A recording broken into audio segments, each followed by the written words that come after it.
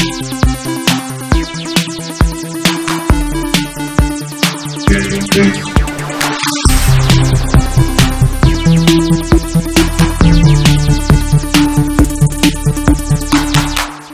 everyone, welcome to 2018. It is GameFace. It is the first episode of the new year. Happy New Year to all of you. Hope you guys had a great holiday season, a great New Year's Eve. Matt, how was your Christmas and everything? All right. Did a trip up north. Actually went to your old neighborhood, Alameda. Oh, really? For to go to a pinball museum. Went through the tunnel, huh? Yep. A pinball museum. Oh, cool. That place has changed a lot. I've heard. I talked to somebody about Alameda like 3 months ago, and they're like, you wouldn't even recognize it. Yeah, well, last time I was there was probably to go see you, and Yeah. it was basically like a flat plain With nothing of there. despair. With a little strip mall Yeah. at the one No, end. this is like it's like stepping back in time. It's like everything's like there's a bustling downtown and artists and everything, and Really? and there's like restaurants everywhere and like Wow. great Asian food. I mean, it's a completely different place. I figured that might happen. Like when I lived there, it was like overflow. People who couldn't find a place in San Francisco lived there. And it was like the land that time forgot. Yeah. Like you went through that tunnel and it seemed like you went through like a time warp. Yeah, but I figured as the rent in San Francisco continued to grow, that people would get shoved out there. And one thing I will say about Alameda is that it is always 10 degrees warmer there than it is in Oakland, and probably like 15 warmer than San Francisco. So can't say I missed it too much, but good to hear it's changed a It was little nice, and they have a pinball museum that like a lot of stuff like going back to the a whole room of 40s and 50s and 60s stuff, and there's a couple of machines I didn't think were very well maintained, but like overall it was nice to play Twilight Zone and all those old games again. What was your favorite Christmas gift you got? I don't know. I didn't get a whole lot. I didn't either. I got like really nothing. I got like 2 Christmas gifts, really. I think, I got like Okami HD, which was fun to play through, but, everybody got me like housewarming Makes stuff, sense. more or less. So. I got Steam Link and a new mouse. Steam Link's good. I've been pretty impressed with it. It's in fact, I'm thinking about doing like a little video feature that I'll put up on the site about it. But just like Cribnode's version is, I like it just for sending my screen of my PC out to my television. Actually playing games through Steam on it, like I try to play PUBG, and there's lots of like hitches and like frame rate problems, and I don't know. Are you wired or? Are you... It is hardwired, yeah. I mean, I have like those things that you plug into the outlet. Right. And then that goes into a router and then out of the router into the Steam Link. But I mean, all my consoles work great with that setup, but for whatever reason, it's kind of stuttery with Steam Link. Still a really cool piece of technology, and I think my mom got it for me. I think she got it for like $10. Like, yeah, they're nothing. Steam Link is like dirt. I think what happened is Amazon just bought like a metric ton of them, and we're just like, what are we going to do with these things? And they just keep discounting them. So it's pretty cool. And I got a new mouse, which isn't here. It's at home. I got like a Logitech like gaming mouse, which helps me with work and a bunch of other stuff as well. So hope you guys got everything that you wanted for the holiday season, or at least some of the stuff that you wanted. Everything maybe is a tall order. But here we are. It's 2018. It is the first episode of GameFace, and we're going to do our annual year preview. We're not going to tackle it all this week. I look back last year and I realized like we did like the big 3, and then we did like multi-platform, and the multi-platform part of it is so big, I feel like it's something we're going to put in next week's show. So we're going to preview all 3 of the consoles and kind of give you a rundown, a landscape of what to expect from each one of those over the next 12 months. A couple fun things. We're going to give our predictions for 2018, our 2018 gaming resolutions, things we want to change about our gaming habits in 2018. And the other thing I should say is I want to apologize. Over the holiday, we updated our TriCaster, the firmware on our TriCaster, and for whatever reason now it will not stream on Twitch.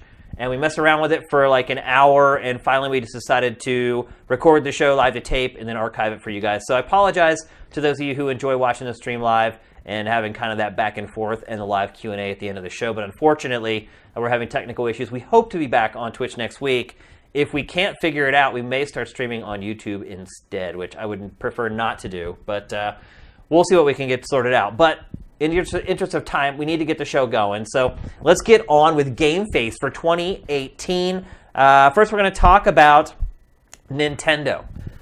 Oh my, what a year Nintendo had in 2017. Stellar. Way better than I ever thought. We'll get to our predictions from last year later on when we talk about our predictions from this year, but I had a prediction about Switch that ended up being horribly wrong and inaccurate. But it was a great year for them last year. Easy to have a good year when you have both Mario and Zelda releasing in the same year. So it's not that big of a surprise to me that it did well. How well it did is, but not that it actually did well. But Switch is pretty much a phenomenon at this point. When I flew back to the East Coast, there were at least 3 people on my flight out there that had Switches. On my way back, when I went to the bathroom, I saw another 3 or 4 people with Switches playing them in their seats. It's turned into a thing. And a thing that you're seeing a lot of casual folks using, which kind of harkens back to the Wii a little bit. Actually outselling the Wii. Nintendo announced yesterday that it's the best-selling console in U.S. history for the first, for the first 10 months or 10 and a half months or whatever. Yeah, I mean, part of that is because you couldn't buy the Wii for months on end because they didn't have any. Yeah, they were supply constrained. So they've done better at feeding the beast on this one. Yep, absolutely. Got to strike while the iron's hot, and Nintendo has done a pretty good job of feeding the channels with that product. Now we're looking ahead. Here's where the rubber hits the road, so to speak. 2018. The newness of the platform is worn off. A lot of people who maybe bought it as a novelty have got it now. At least the vast majority of those people have. This is where Nintendo really has to kind of earn its customers. And this is where Nintendo has had a problem with the Wii U, and with the Wii to a certain extent. Aside from people just buying the Wii for Wii Sports or whatever. Once it really came down to, okay, now you need to give us enough relevant software to get people to keep purchasing it. That's where Nintendo's kind of fallen on its face over the last couple generations. So, well, hopefully they can refocus, because like part of the problem with the Wii was they started trying to court the people that made the Wii a phenomenon, who were not gamers. They weren't going to buy any more games. They weren't going to buy any more software, and then they left basically the people that had supported them for years out in the cold, with the exception, I mean, every once in a while you got a Mario Galaxy or whatever. Yeah. But I always remember when it comes to Nintendo's kind of follow-up release schedule stuff, I always remember Keighley asking Reggie where are the games after their E3 presentation the following year, after they, I think it was 2006. Yeah. And, there was nothing in that, really. And Reggie's like, what are you talking about? We gave you Animal Crossing. And Keighley's like, bro. Yeah, that's not going to get it done. So you hope they've learned from that, but we'll see what we've got moving forward. There should be a Direct coming up pretty soon. Well, so what we're going to do with each one of these, with each of the big 3 platforms, console-wise anyway, is we're going to go through the list of announced exclusives for each one. And then we'll do multi-platform stuff in next week's episode. But let's start going through Nintendo's software lineup of announced stuff so far. Again, there probably is going to be a Direct pretty soon. Kirby Star Allies. That game was announced last year. So was it E3 that it was announced? I think so. And it didn't have its subtitle. Now it does. Looks like a pretty typical Kirby game. Yeah, it's like I struggle to kind of find the really hook pump for the these game. things out. I mean, Kirby in general. There's like 4 Kirby games in development right now. Yeah, I mean, it's a multiplayer kind of new Mario Brothers sort of thing. That's cool. Does it move the needle for Nintendo? Not for me. Yeah. But I mean, in general, I don't think Kirby is a force to be reckoned with in that sense. Really, no. It's one of those like, well, at least game. At least I have some software to play. Yeah, it keeps like the existing customers happy knowing that there's new stuff coming out. Kirby certainly is B and maybe C tier Nintendo character as far as sales are concerned, at least. Obviously, he has his fans, as most Nintendo characters do. But I would say Kirby's probably pretty low in the totem pole for Nintendo software. So I'm not expecting that to... Kirby's probably not going to convince too many people to buy a Switch, I guess. No, I don't think people have been waiting. Well, Mario and Zelda's cool, but I'm waiting to see if we get a Kirby game. Kirby game. Yeah, I don't see that happening. Also, if you're a giant Kirby fan, like Mario Odyssey is a pretty good Kirby game. Yeah. From a certain point of view. Yeah, you're right. So. I mean, it really is just kind of borrows the whole Kirby concept of, hey, take the abilities of this or that, or take over the persona of this or that. Game looks pretty sharp, but... Yeah. Nintendo just found a good kind of house style for the power level of the Switch that keeps everything looking pretty sharp and crisp. Yeah. So as long as you don't really go try to push it beyond that, like you're in a pretty good place right now, I think. Yep. And then the other announced game for Switch that's announced to be coming this year is Yoshi for Switch. We have not got a subtitle for that yet. In fact, they've shown very little of it so far. We haven't seen a whole lot of footage from the game. in the hierarchy of Nintendo characters, where do you place Kirby and Yoshi? Which one's higher? Oh, I put Kirby way higher than Yoshi. Kirby higher than Yoshi? Yeah. I mean, personally, yeah, I hate Yoshi. You're not alone. Doesn't Jeff Gerstmann hate Yoshi too? I think so. I think he does. Yeah. No, I think Yoshi's stupid. Like I've never liked Yoshi. I was always happy.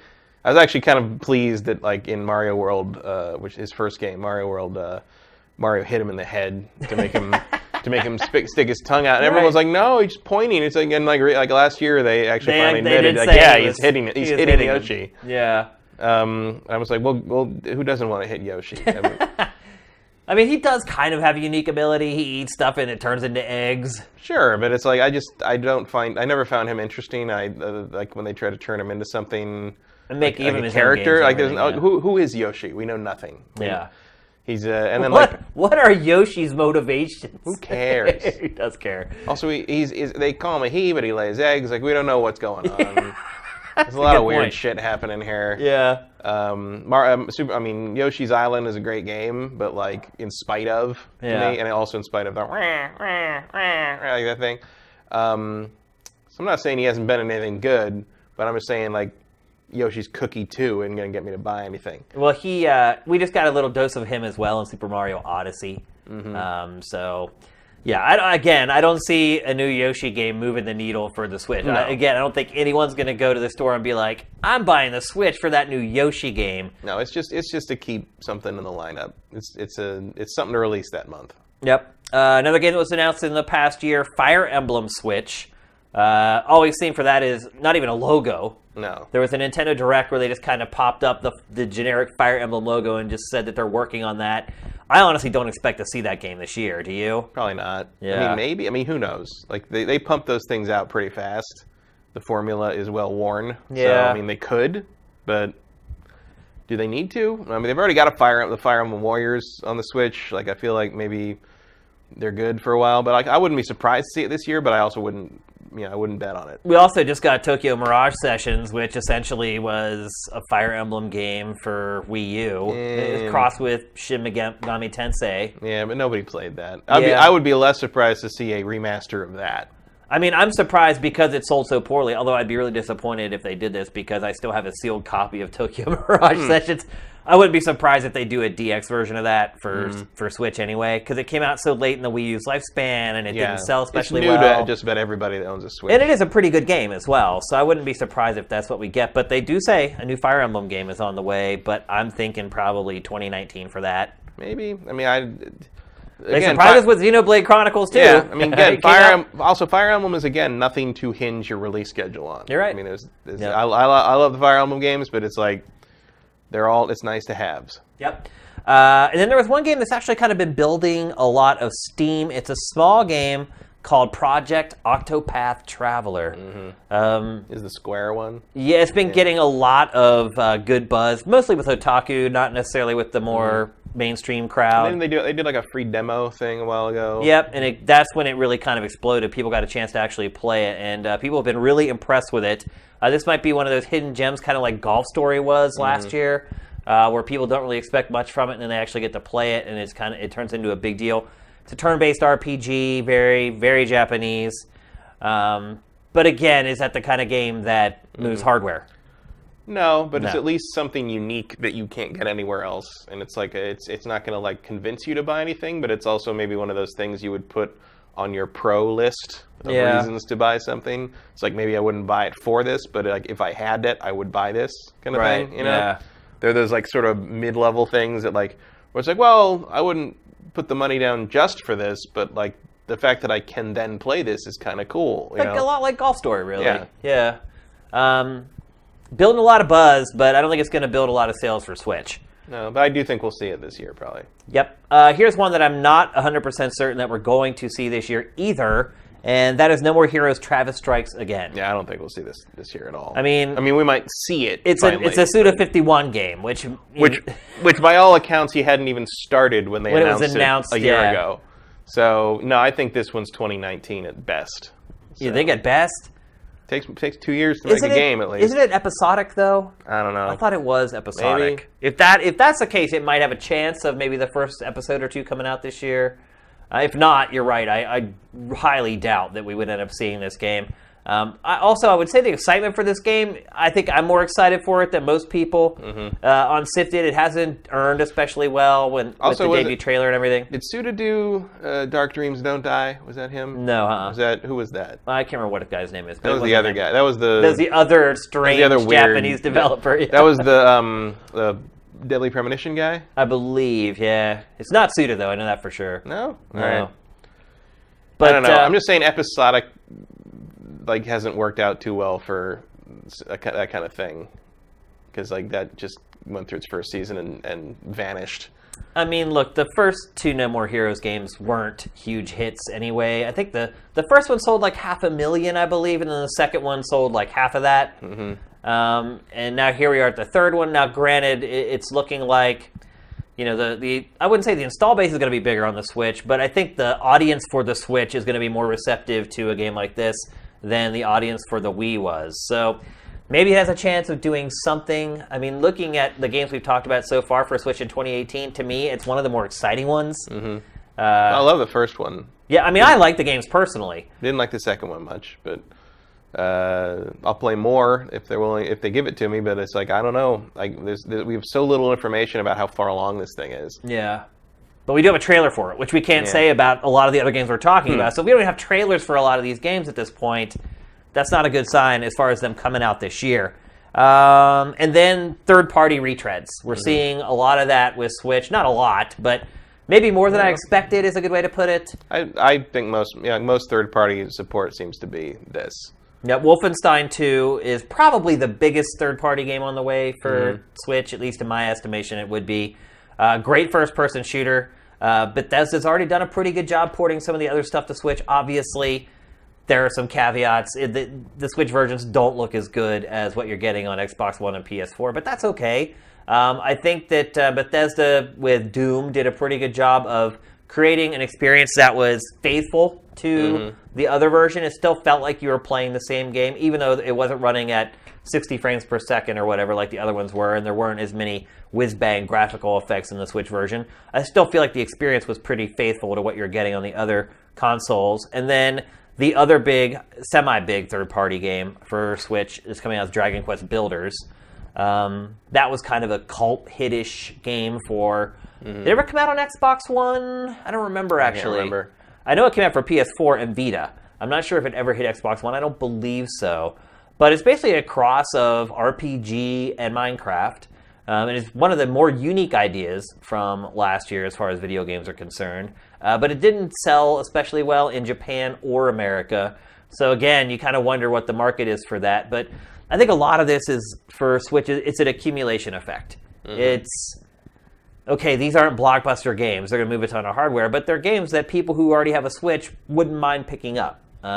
Maybe. I mean, some of this is like, I wonder what the sales are like on some of these ports where, like, did Doom sell well? Like, do we know? We never saw any number. I haven't seen any numbers about it. Who doesn't have that? Yeah. Who was interested already? It was, and like, here's the thing though, it was way late. Like Doom, Skyrim, both way late on Switch.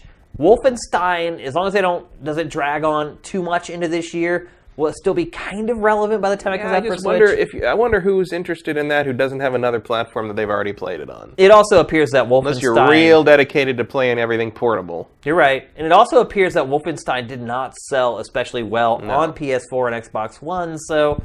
Clearly it's just all the Switch owners waiting to buy it on the Switch. Surely they'd rather play it at 30 frames per second than 60. Yeah. You know, there's those people that want that cinematic look in their games or whatever. It is a great first-person shooter, though, and it is a little different than a lot of the stuff that's on the market. It certainly has a different tone, and there's no multiplayer, which will fit right in on Switch, obviously, with its sort of anemic online modes, or online options, so to speak. So yeah, those are kind of the two big third-party games so far, what does that say about third-party support for Switch? If you ain't being paid to do it, you're not doing it yet. You're not doing it, yeah. I mean, it's coming, I think, because, like, you know, clearly Capcom is interested, and you know, but it really seems like at this point, if it's coming out now, it's because Nintendo brought you in, And because I am 100% sure that Wolfenstein and Doom and Skyrim are on this system because Nintendo cut a deal with Bethesda. Yeah. Because otherwise, why would you throw that much resources behind an unproven system? Way Yeah. ahead. I mean, they didn't know when they started making. Oh, they were certainly funded by Yeah. Nintendo to do that stuff, without a doubt. And so now you basically gotta let these other developers and publishers catch up because they've just seen, oh, it's a hit, so we're gonna start making stuff. And then you're gonna, I don't know if you're gonna start seeing Switch versions of things come out alongside PS4, Xbox One versions of things. I think you're gonna see new, kind of like the Wii had, new projects that are specifically tailored to the hardware, which could be good, could be bad, depending on how some of these publishers interpret the audience. If they try to dumb it down too hard, or they try to make it too gimmick focused, it may not work. Like what you really want is to kind of have these intricate, or not intricate, but unique experiences that are complex enough to hold somebody's attention. You want Xenoblades, from third parties. You want things that are like, oh, this is not anything else, and you can play it only on the Switch, but it doesn't feel like you're playing some sort of dumbed down, like we made this for weaker hardware thing. You want something that people really looked at this thing. What can we make? Let's make a real thing, and you hope that's what they're doing, but who knows? Who knows? You hope the Wii kind of shovelware mentality doesn't creep into this, but it's hard to say what Capcom's thinking, what anyone's thinking. Well, if history is any indicator, that typically has not gone well. No. When the third parties try to make use of Nintendo's quirks in its hardware, so to speak. And God knows unique Ubisoft functionality tried. of its hardware. Yeah. Ubisoft tried over and over and over. EA tried. I mean, it actually had a concerted effort Yeah. to try to do stuff with the Wii, and pretty much all of it just completely tanked or fell on its face. None of it matched up to Carnival games. It was one of the best-selling Wii games, oddly enough. In fact, all those kind of mini-game compilations were what ended up selling best on Wii, not some of the more dedicated, single-player experiences. And you remember, EA's, My Sims, and it kind of made these sort of chibi versions of all its games that it was putting on the other platforms. I think that's the wrong way to go game about that was like a light gun shooter instead of just that kind of mentality. Hopefully, is wrong. Yeah, that's the wrong approach to take. I mean, look, we've already seen EA release FIFA, 2K release NBA 2K. Neither one of those games were even a blip on the sales charts. So we're kind of getting into that territory now. And then you look at, how did Skyrim do? How did Doom do? You're starting to get into that territory now where third parties are going to start looking at the sales and say, hey, do we want to place a big bet on this? Of course, in the background, you have the hardware story for the Switch, but third parties are used to hearing this from Nintendo. The Wii was a smash hit, and none of them could make money on it. Obviously, the Wii was a total waste of time for them. So let's go through the next set of games I want to talk about are games that are most likely, they're either rumored, pipe dreams, or the chances of them coming out this year is slim to none. So I will start first with Pokemon for Switch. That, to me, is probably the game I'm most excited for on Switch at this point, except for maybe another game we'll talk about here in a minute. But one of the games I'm most excited for, do you think this is going to be a brand new game built just for Switch, or do you think it's going to be yet another iteration of Pokemon Sun and Moon? I think it'll be a new game, but I think it will also be on the 3DS. So you think it's going to look like a 3DS game? I think it'll look better on the Switch. Yeah. But I think it'll be enhanced for the Switch, but I think you'll still be able to get it on the 3DS. Doesn't that mean, though, that it's going to be limited in some ways, if that's the case, but it'll also run on 3DS? I mean, maybe, but I don't feel like Fire Emblem Warriors doesn't feel limited to me. Yeah, that's a good point. Even though they made a 3DS version of that. Yeah. It's just going to be, a matter of scaling it. It'll be fine, but I can't imagine them cutting out the 3DS market with a new Pokemon. It would seem short-sighted to do something like that.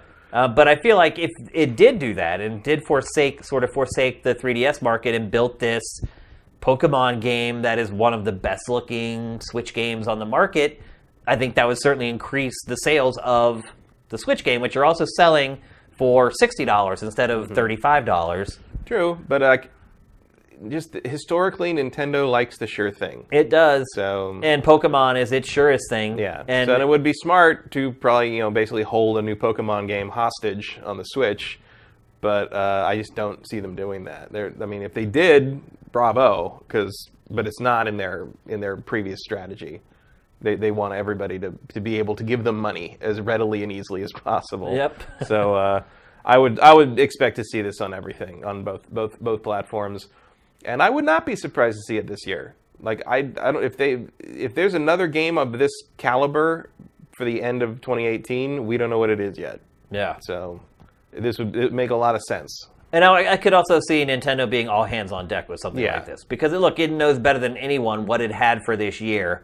And it needs, obviously, a couple blockbusters every year to kind of, to just keep its existing fan base happy, its existing installed base satisfied. But, two, it needs to grow it. And so you need exclusives to do things like that. And so I wouldn't be surprised if it's dedicated a ton of resources to making sure that game gets out before the end of the year.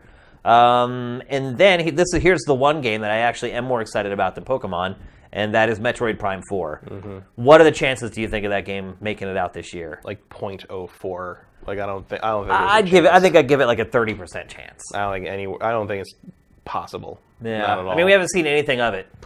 It's they even admitted it's like 2 years out we still don't even know who's developing it. Rumors have been that like Bandai Namco is working on it somehow. Yeah, that would be a travesty. I'd put money on that being 2019. Yeah. No question.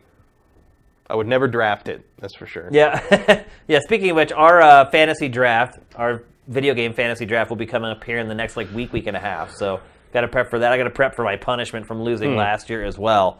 Next up, Bayonetta 3, just recently announced, along with ports of Bayonetta 1 and 2.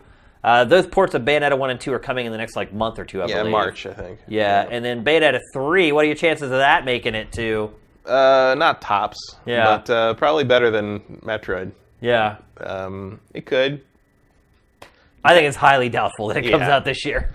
I mean, if it was going to come out this year, I would think it'd be like a September game, like kind of a early holiday season release, just sort of, get a little traction, get a little word of mouth going. I mean, depending on what the schedule looks like, it could be their big Q4 game. Coming on the heels of the collect, because that's the other thing is like I feel like the one thing that is in favor of Bayonetta 3 being this year is when they're releasing that collection, 1 and 2, is because why release that so far ahead of this thing you're trying to build hype You're right, for. that does lend some credence to the fact that maybe Q4 Bayonetta 3 hits. But we'll see. It's not like we got a big info dump of it or anything. We just got a logo. So the other part of it too is that Nintendo just needs software for Switch. I mean, we've been going through what we know about 2018. It's been pretty slim pickings so far. Yeah, it could. I mean, it could all be just because they need stuff in the early half of the year.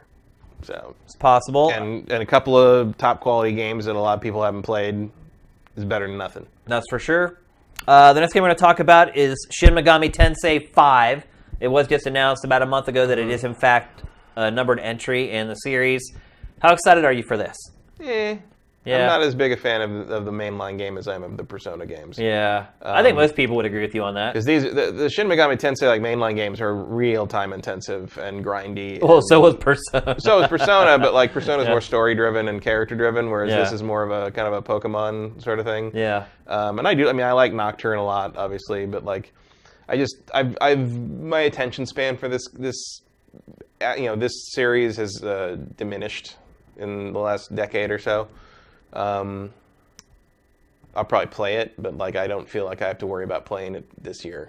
Obviously, a bigger deal in Japan than it is in the US. Maybe it could come out in Japan this year, but I don't think we'll see it in English this year. Yeah, I don't think there's any way it comes out in the US this year. No, I would actually say Metroid Prime 4 has a better chance of coming out this year in the US than this does. These games are also pretty darn big. Oh yeah, but they did announce that they were working on it right away. Once the Switch was announced, it was one of the first games that was announced in Japan. Yeah, I mean, it could hit Japan this year. I feel like you're going to need 6 to 8 months of translation time and localization, and that's going to push you into early next year.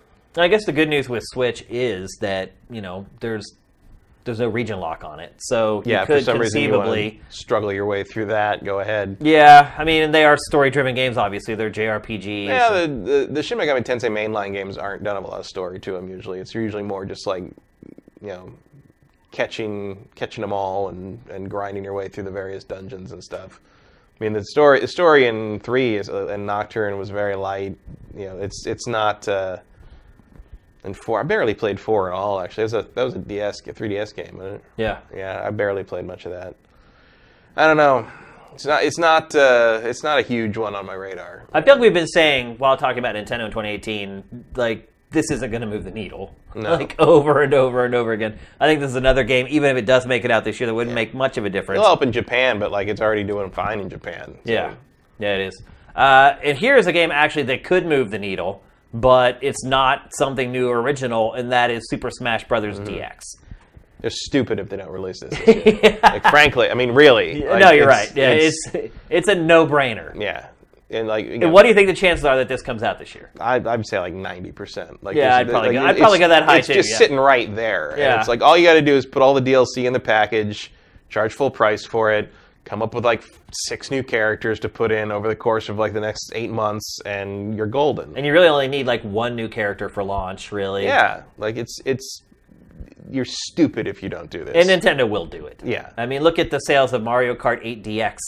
It's one of the best-selling games of Q4. Mm-hmm. The attach rate with it in the Switch has been extraordinary, and there's plenty of people that I think were interested in this and didn't play it because they didn't want to buy a Wii U, and now they have a Switch and they're ready. Now, Pokken Tournament is the one exception of a game that was ported over from Wii U that did not do especially well, but then it didn't do really well on the Wii U either. So. No.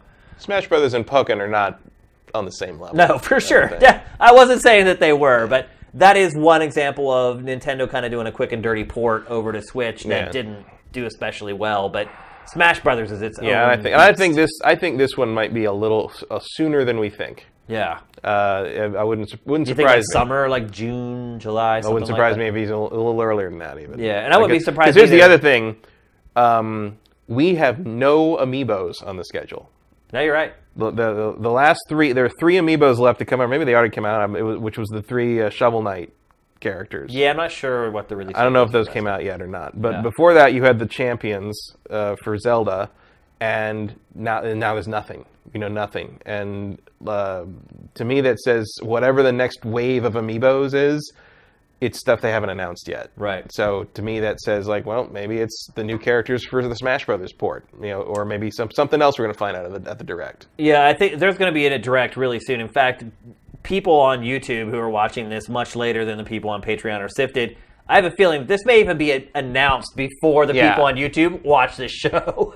Entirely possible. I mean, I think it's going to be in the Direct is going to be in the teens. It's going to be in like January 13th, 14th, 15th in there. Yeah, so. It'll be like right on the borderline probably. Yeah.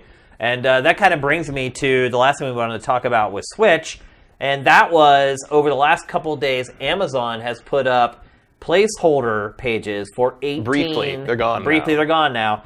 But put up placeholder pages for 18 Nintendo Switch games. So we're looking at this list and we're like, wow, that's some slim pickings there. Nothing particularly all that exciting. 18 new games. I mean, this Direct could be like a megaton Direct. I mean, who knows what those games... I mean, some of them could just be like 3DS games. Wii Fit 2 or something. You're right. You don't know. Yeah. But like some of them are clearly... 18, that's a lot. 18's a lot. Yeah. And maybe, if they're just announcing their whole year's lineup, 18's about right. Yeah. Or some of them could be smaller, weird little things. You don't know. But 18's a good number. For sure. That's a lot. I mean, that's E3 level announcements there. So hopefully, let's hope at least 30% of those are something that we just got to hope that the games that they think are exciting are the games we think are exciting. Which sometimes it doesn't work out that way. Sometimes they blow you away and they are like, oh, here comes Zelda, and sometimes they start their presentation with Wii music. No, you're right. We'll see. We'll see, but auspicious start to the year, I think, with that Direct coming and sort of that leak from Amazon. The fact that Amazon took them down, I think, adds more credence to it. Because if it was just like whatever, once it kind of broke and people started pounding those pages, I think Amazon had been like, well, whatever. This is like a bunch of garbage software or whatever. Well, the fact that it then removed the pages. Amazon has plenty of like dead-end pages for things anyway. Yeah. I mean, like clearly this was something that was not... They slipped up, planned. Essentially. Yeah, they shouldn't have put that stuff out already. But, so yeah, that's Switch for 2018, what we know so far. What kind of hype level grade would you give for Switch, knowing what we know now? A letter grade for 2018. Knowing what we know now? Yeah. Like D. Yeah. Like there's very little right now. Yeah. I'm like, all my hopes for the Switch 2018 lineup hinge on this Direct. Yeah. Like, I mean, right now I'll buy Bayonetta. If it makes it out. Well, I mean, it'll make it. The oh, you collection. mean the ports? Yeah, the ports. The ports. I'll buy the ports, no question. And Project Octopath, if it makes it. Yeah, I mean, look, I wouldn't, based upon what I've seen of them so far, I wouldn't purchase Kirby and Yoshi. No. There are some people out there who are hardcore Nintendo fans and maybe only own a Switch. They're absolutely going to buy those two games. But I think for the vast majority of people who maybe the Switch is their second console or whatever. Who is, by the way, the people that you have to appeal to now? Because like we've seen the 10 million ceiling for the Wii U. Like that's what you can sell a Nintendo System to by default. Yeah. Now you got to go beyond that, and you got to appeal to the people who aren't immediately automatically on board. Clearly, they've appealed to some people who are interested in the gimmick, which is a good step. But now you got to excite people just with the software, and there's nothing in the existing lineup that's going to do that. So this Direct has to bring out some bombshells. Yep. Look, I'll give it a C because look, Nintendo blew its load already in the first year, but this is Nintendo. I mean, this is what Nintendo's properties are. It's Smash Brothers, it's Kirby, it's Yoshi. Yeah, and I mean, it's going to be, by default, this is not going to be as exciting a year as last year because they fired both cannons last year. You don't get that very often. You get that about once every 15 years. Yeah, has that ever happened where Mario and Zelda came out? 2002. Wind Waker and Mario Sunshine. Oh, that's right. Yeah. They were kind enough to make Mario Sunshine terrible, so we didn't have to argue over well, I completely the game disagree with that, but I hate Mario Sunshine. Oh, I really hate that game. Although I love the visual of it. Like I like running around in that town. But you see some elements of that in Odyssey. Oh yeah. But like Odyssey doesn't basically steal the Mario gameplay in the name of making me clean things. So it's true.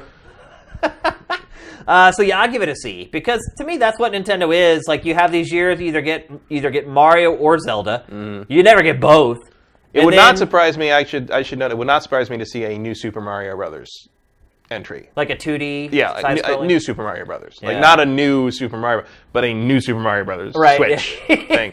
I could see that being either a big that game. or a Mario Maker or like what something. If that's what Retro's been working on all this time, a 2D Mario game?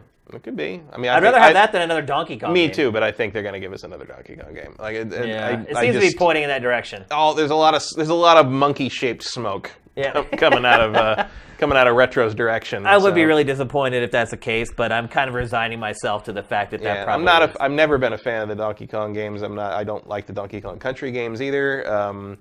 But like you can't argue. I mean, Retro makes them as good as they can be made. You're right. Like those are gonna, those are. I mean, Tropical Freeze, one of the prettiest games on the Wii U. Yeah. I just have no interest in playing them. Yeah, I enjoy them, but again, they're kind of on the same level as like Kirby and Yoshi for me. Like, I enjoy them when I play them, but do I get really excited about them beforehand? Not really. And you're probably not going to pull in the casuals on them. Yeah. You're gonna be like, oh, cool, I remember that. Yeah. Like that just happens a lot with those sort of mid-level franchises with Nintendo, and they need some stuff that's. I mean, Pokemon. You get Pokemon and Smash Brothers out this year, I think you've done pretty well. You've had a good year. Yeah, you're not setting the world on fire like you did with Mario and Zelda, but like those are two very respectable releases, and everything else is just icing on the cake at that point. Yeah, and with Smash Brothers, it sold well on Wii U, but again, the Wii U's install base was so small. Right. That it was the same case with Mario Kart 8. Like, the core bought it, but there's so many people that did not play the latest Mario Kart or the latest Smash Brothers because they just didn't own a Wii U. And if you leverage the portability and the online connectivity of this system properly with Smash Brothers, you make it. You make it a big deal. No, probably not. Hey, by the way, do we have to start paying for Nintendo Online now? I don't know. We'll see at that Direct. But I'm actually sending my Switch in for repairs like tomorrow. I called Nintendo yesterday. I'm petrified that my saves are going to be wiped, though. Could be. There's still no way to back up my saves. Yeah. So I'm completely petrified that the 100 hours I've spent playing Zelda and the 60 I've spent playing Mario and all this time could just get wiped away. I mean, you would hope their techs, if they just replace the console, they would be kind enough to because they do have the ability now to transfer from one console to another. So I'm hoping if they do replace my console, which I suspect they're going to have to do, that they'll be kind enough to move all my stuff over there. But we'll see. That would be very considerate. It's a crapshoot, but it's like I even actually pondered screw it. I'll just never play my Switch with wireless controllers, and I'll just keep using the Pro. But then I was like, no, That's not why I bought the Switch. That's not why I have a Switch. I want to be able to play it and use all its functionality. And I need to use this functionality to evaluate its games going forward anyway. So I'm just have to bite the bullet and send it in and keep my fingers crossed. So we'll see how that goes. Let's move on. We're going to talk next about Xbox One.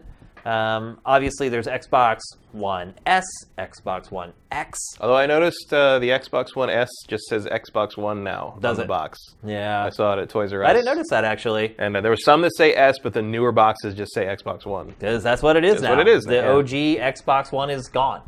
I still have one, but most people have moved on at this point to at least got the S. Yep. And they stopped selling the adapter for the Kinect. They did. May Kinect. Rest in peace. Rest its soul. Nah, screw it. We hardly knew ye. Well, I knew ye well enough. No, I did not want to know ye. So yeah, Kinect is done. Not that that's going to affect Microsoft in 2018. No. Let's just start going through it. There's basically the big games, or at least two of the big games, and there aren't that many, sadly, on Xbox, are delays from last year, or games that we suspected would come out last year and didn't.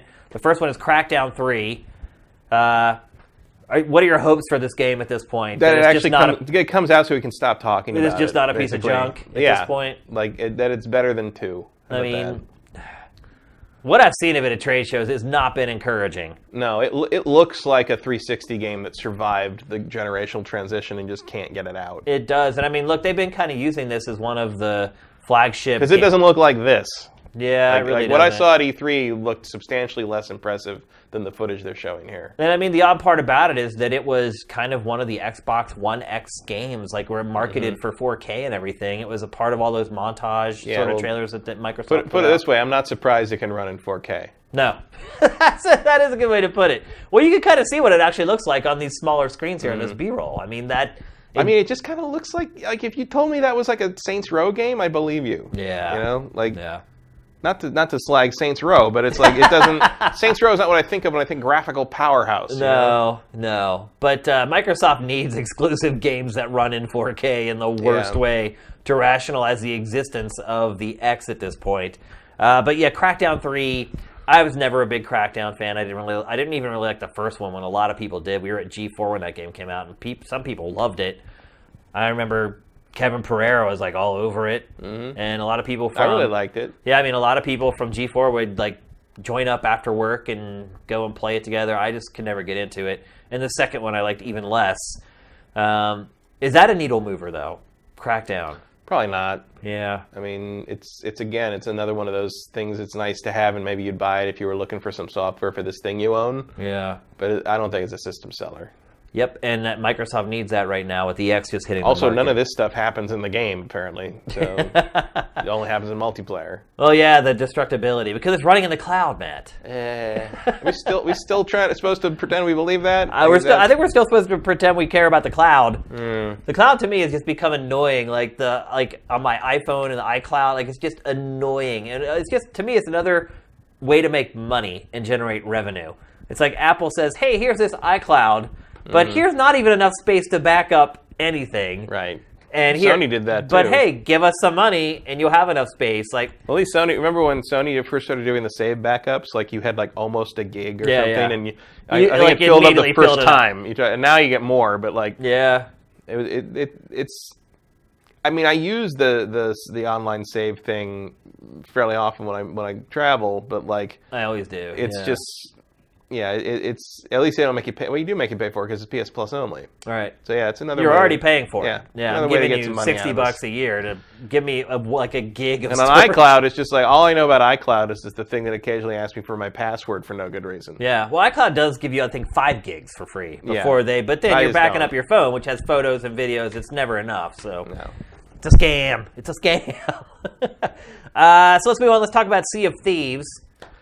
Game burned me in our fantasy draft last year, being delayed at the last minute. I think I made fun of you for that when you drafted it. You did. Yeah, I should have known better. It is a rare game. It's a rare game. I mean, if you draft... What rare game has ever come out on its release date? If you've drafted... Other than Diddy Kong Racing, which just appeared out of nowhere and never had a release date. If you drafted Sea of Thieves Developer Diaries... I would have won. You'd have won easily because holy There's crap, plenty of those. Yeah, I don't need to see a single one more piece of pre-release preview content on this game. Yeah, put it out. Don't talk to me until you release this thing. Well, you know they're going to have a big rush here when it's. I mean, it comes out what, in February? Sure. Or is it March? I don't know. I don't care. Who knows just when it's coming it out? Is. Whenever it comes out, let me know and I'll play it. But right now, I'm just like, I don't believe you. Yeah. I can understand that for sure. Now, I would say that this is possibly a game that could move the needle. It could if it worked. I mean, it's like clearly it demos well. Because it's completely different from anything else out there. The question is, does it work in the wild? Right. You know, do pickup games with randoms, are they still fun? If it, can it be that? Can it be something you can just jump in and play and get the full experience and feel like you're doing something cool? Feel like you accomplished something. Yeah. Or is it just this random, just ride around on a boat and attack other boats, which could be fun. Could also be fun, but I don't know how long you're going to keep playing that.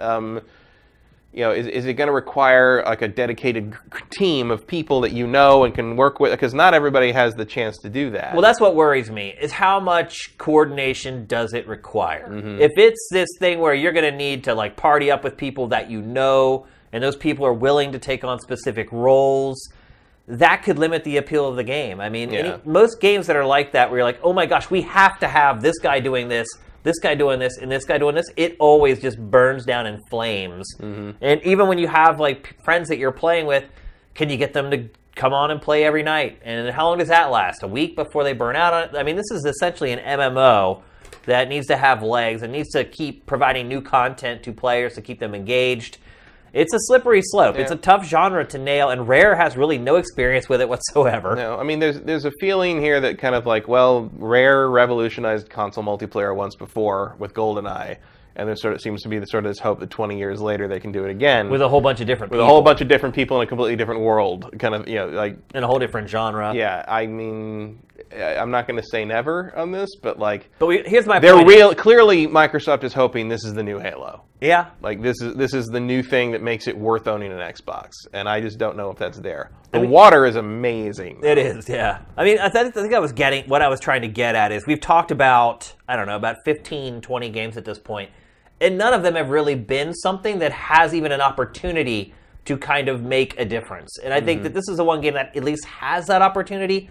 Whether Rare executes on it, and it does or not, remains to be seen. Yeah. But I think there is still a chance that it could actually maybe turn the fortunes of Xbox a little bit if Rare actually delivers on it. If this becomes like the big new thing, and it's possible, if this could get kind of like PUBG traction, right? That's what I'm talking about. Yeah. And for that matter, PUBG. And stranger things have happened. It's for sure. I mean, for that matter, PUBG could be something that turns a title. If it ever runs at a decent frame rate, sure. Yeah, it's struggling to hit 30 right now. So that water is so incredible. By the way, wow. Seeing it in person at like E3, like it's amazing. It's even more impressive. Like, on a 4K TV, and for sure. Next up. Makes it even weirder that PUBG can't run at full speed. It really does. It makes no sense whatsoever. Next up, State of Decay 2. Here's a game that seems to it doesn't really pop up very often. No, it's the marketing for this game has been pretty much like non-existent. There's been like 2 trailers that have been put out for it. And this one trailer was not tremendously impressive. I mean, we've used this B-roll on the show like 5 or 6 times. It did give us that one woman that climbs on the pickup and just has this like 1,000-yard stare. Yeah. It's like, this is fine. It's like, this is what this game looks like. I mean, it looks a little rough around the edges, but the first State of Decay was rough around the edges. So was the first one. And people still really liked it and resonated with it. Yeah, it's more about what it lets you do and kind of there isn't really another zombie game experience like it, which is a strength, because if there's one thing the zombie kind of subgenre doesn't have, it's anything that feels fresh. Yeah, I mean, it's an unforgiving zombie survival game. Yeah. And it is pretty unforgiving, provided it stays like the first game. Mm-hmm. And, I mean, if you're smart, you can get away with it for quite a while in the first game, but, like, it's designed for you to die. Like, you have all these characters in your kind of hideout, and you can pick to be whoever you want, and if one of them dies, you just pick somebody else. Yeah. It will probably be a good idea to go find that dead person's stuff. Yeah. But like, it's very much about kind of the survival thing, but also sort of helps you build up the base. And there's like sort of this thing where you get attached to these various characters. They all have different like abilities, and like you definitely have good characters you prefer to play as, and like then they get tired and you have to let them rest, and then you have to switch to stuff. I mean, it's a the first one kept me playing a long time. I really liked it, and I'm looking forward to this just because I think. I mean, it was a bit of a cult hit. Like, yeah, they've got a very dedicated audience that was big but not gigantic. Yeah, it's not gonna. Again, I don't think this is a move the needle game. But for me personally, it's I want to play this game. It's sort of probably. It's sort of Microsoft's answer to Days Gone. Yeah, a little bit. I think Days Gone is a much more spectacle-y thing. Yeah, it's a single-player, story-driven. But this is just like we used to, some friends and I used to talk about. We want a zombie game where like you have to build your fortifications and sort of like worry about your food supply and kind of go out on supply runs and stuff. And that's this game. Like this game is very much sort of a survival simulator zombie apocalypse game, but like without kind of the annoying elements of like something like DayZ, with A, all the multiplayer people trying to kill you, and B, it's just got a more, I don't know how I describe it. It's more of a console-y feel, I guess. It's more about kind of PvE than PvP. Yeah, for sure. And I mean, the one thing I would say about the time I spent playing the first game... There is no PvP in the first game. Yeah. So. The one thing I found that playing the first one was the element of surprise. Mm-hmm. You kind of never know what's going to happen when you boot the game up, and sometimes that can be really good, sometimes that can be really bad. It seemed like there was a lot of times where I just got killed and I had no chance of survival. You could get yourself in trouble really quickly. You got to know when to run. You definitely do. And I think that's kind of what made it resonate with a lot of people. So I'm assuming they're going to keep that aesthetic in the sequel. We'll see. But we really haven't had a chance to play it or anything. It's just been kind of details are very sketchy. Hardly any marketing. Hasn't and been the part with the flare makes me wonder if there's like a bigger co-op multiplayer thing going on. I'm guessing there probably is. Yeah. Mm-hmm. I mean, it says you can't survive alone. Right. Over and over in the trailer. So I think that's probably one of the better exclusives for Xbox. Yeah, I never thought I'd say it. I know, but that's kind of where it's at this point. Next, we're going to move on to a couple pipe dreams. What do you think the chances are that we see Halo 6 this year? See it or get it released? Like it comes out? Almost nothing. Really? I think we'll see it. I think they'll announce it. It's been 3 years since Halo 5 came out now, but which is hard to believe. They're trying to revamp it. They even said last year, like, we're trying to kind of go back to the drawing board a little bit because Halo 4 and Halo 5 were not received tremendously well, especially 4. Yeah. I think probably like pretty close to 100%. We're going to see like a teaser or something for it at E3. Oh, for sure. But we'll at least see a trailer out this year, I don't think so. I think we're stuck with another Gears of War this year. I think we're going to see Gears 5. I disagree with that completely because they're still pimping Gears 4. It was kind of like the flagship game for Xbox One X. I think that's because they got nothing else. Well, absolutely, but I don't think that they would pimp Gears 4 as much as they have over the last 6 months if they're going to put out the next Gears. They're trying to get people to buy it, and hey, buy this now. Well, see, I think passed on it before, but buy it now because it's 4K. Yeah, well, see, I think they just don't have a choice. Yeah, it's about the right time for the next Gears game, whereas Halo has run into. The usual release for the next Halo game was last fall, and they missed it.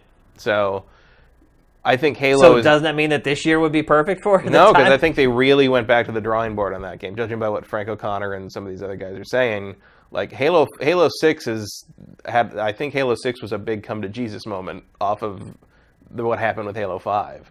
So Halo 5 has done well financially, though. Done well, but in terms of like building the mythos and building the story, like people are not satisfied with it. And rightly so, because it was not very good. Yeah. And I think they're really trying to take that back to square one, and that takes time. It is. Unless you're Destiny. It is Xbox's most important IP, without a doubt. And so I could understand why. Look, if that thing was anywhere close to being able to be released this year, we would have seen something on the Xbox One X. They would have shown us a teaser. They would have shown us what Master Chief looks like in 4K. We would have seen something. The fact that we didn't see anything and they fell back to a year and a half old Gears of War game says to me they had nothing else. That's a good point, actually. I'll give you that. And the last game, I think we'll see Forza Horizon 4 this year.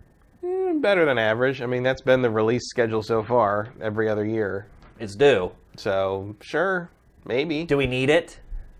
No, but Microsoft probably does. Like you gotta put something out. Hey, in my opinion, it's Forza Horizon 3 is my favorite driving game of this generation. Yeah, it's up there. So I love the franchise, but do I really need another one? How about you just give me a 4K version of Forza Horizon 3? I'm okay with that. Yeah. I mean, I don't know.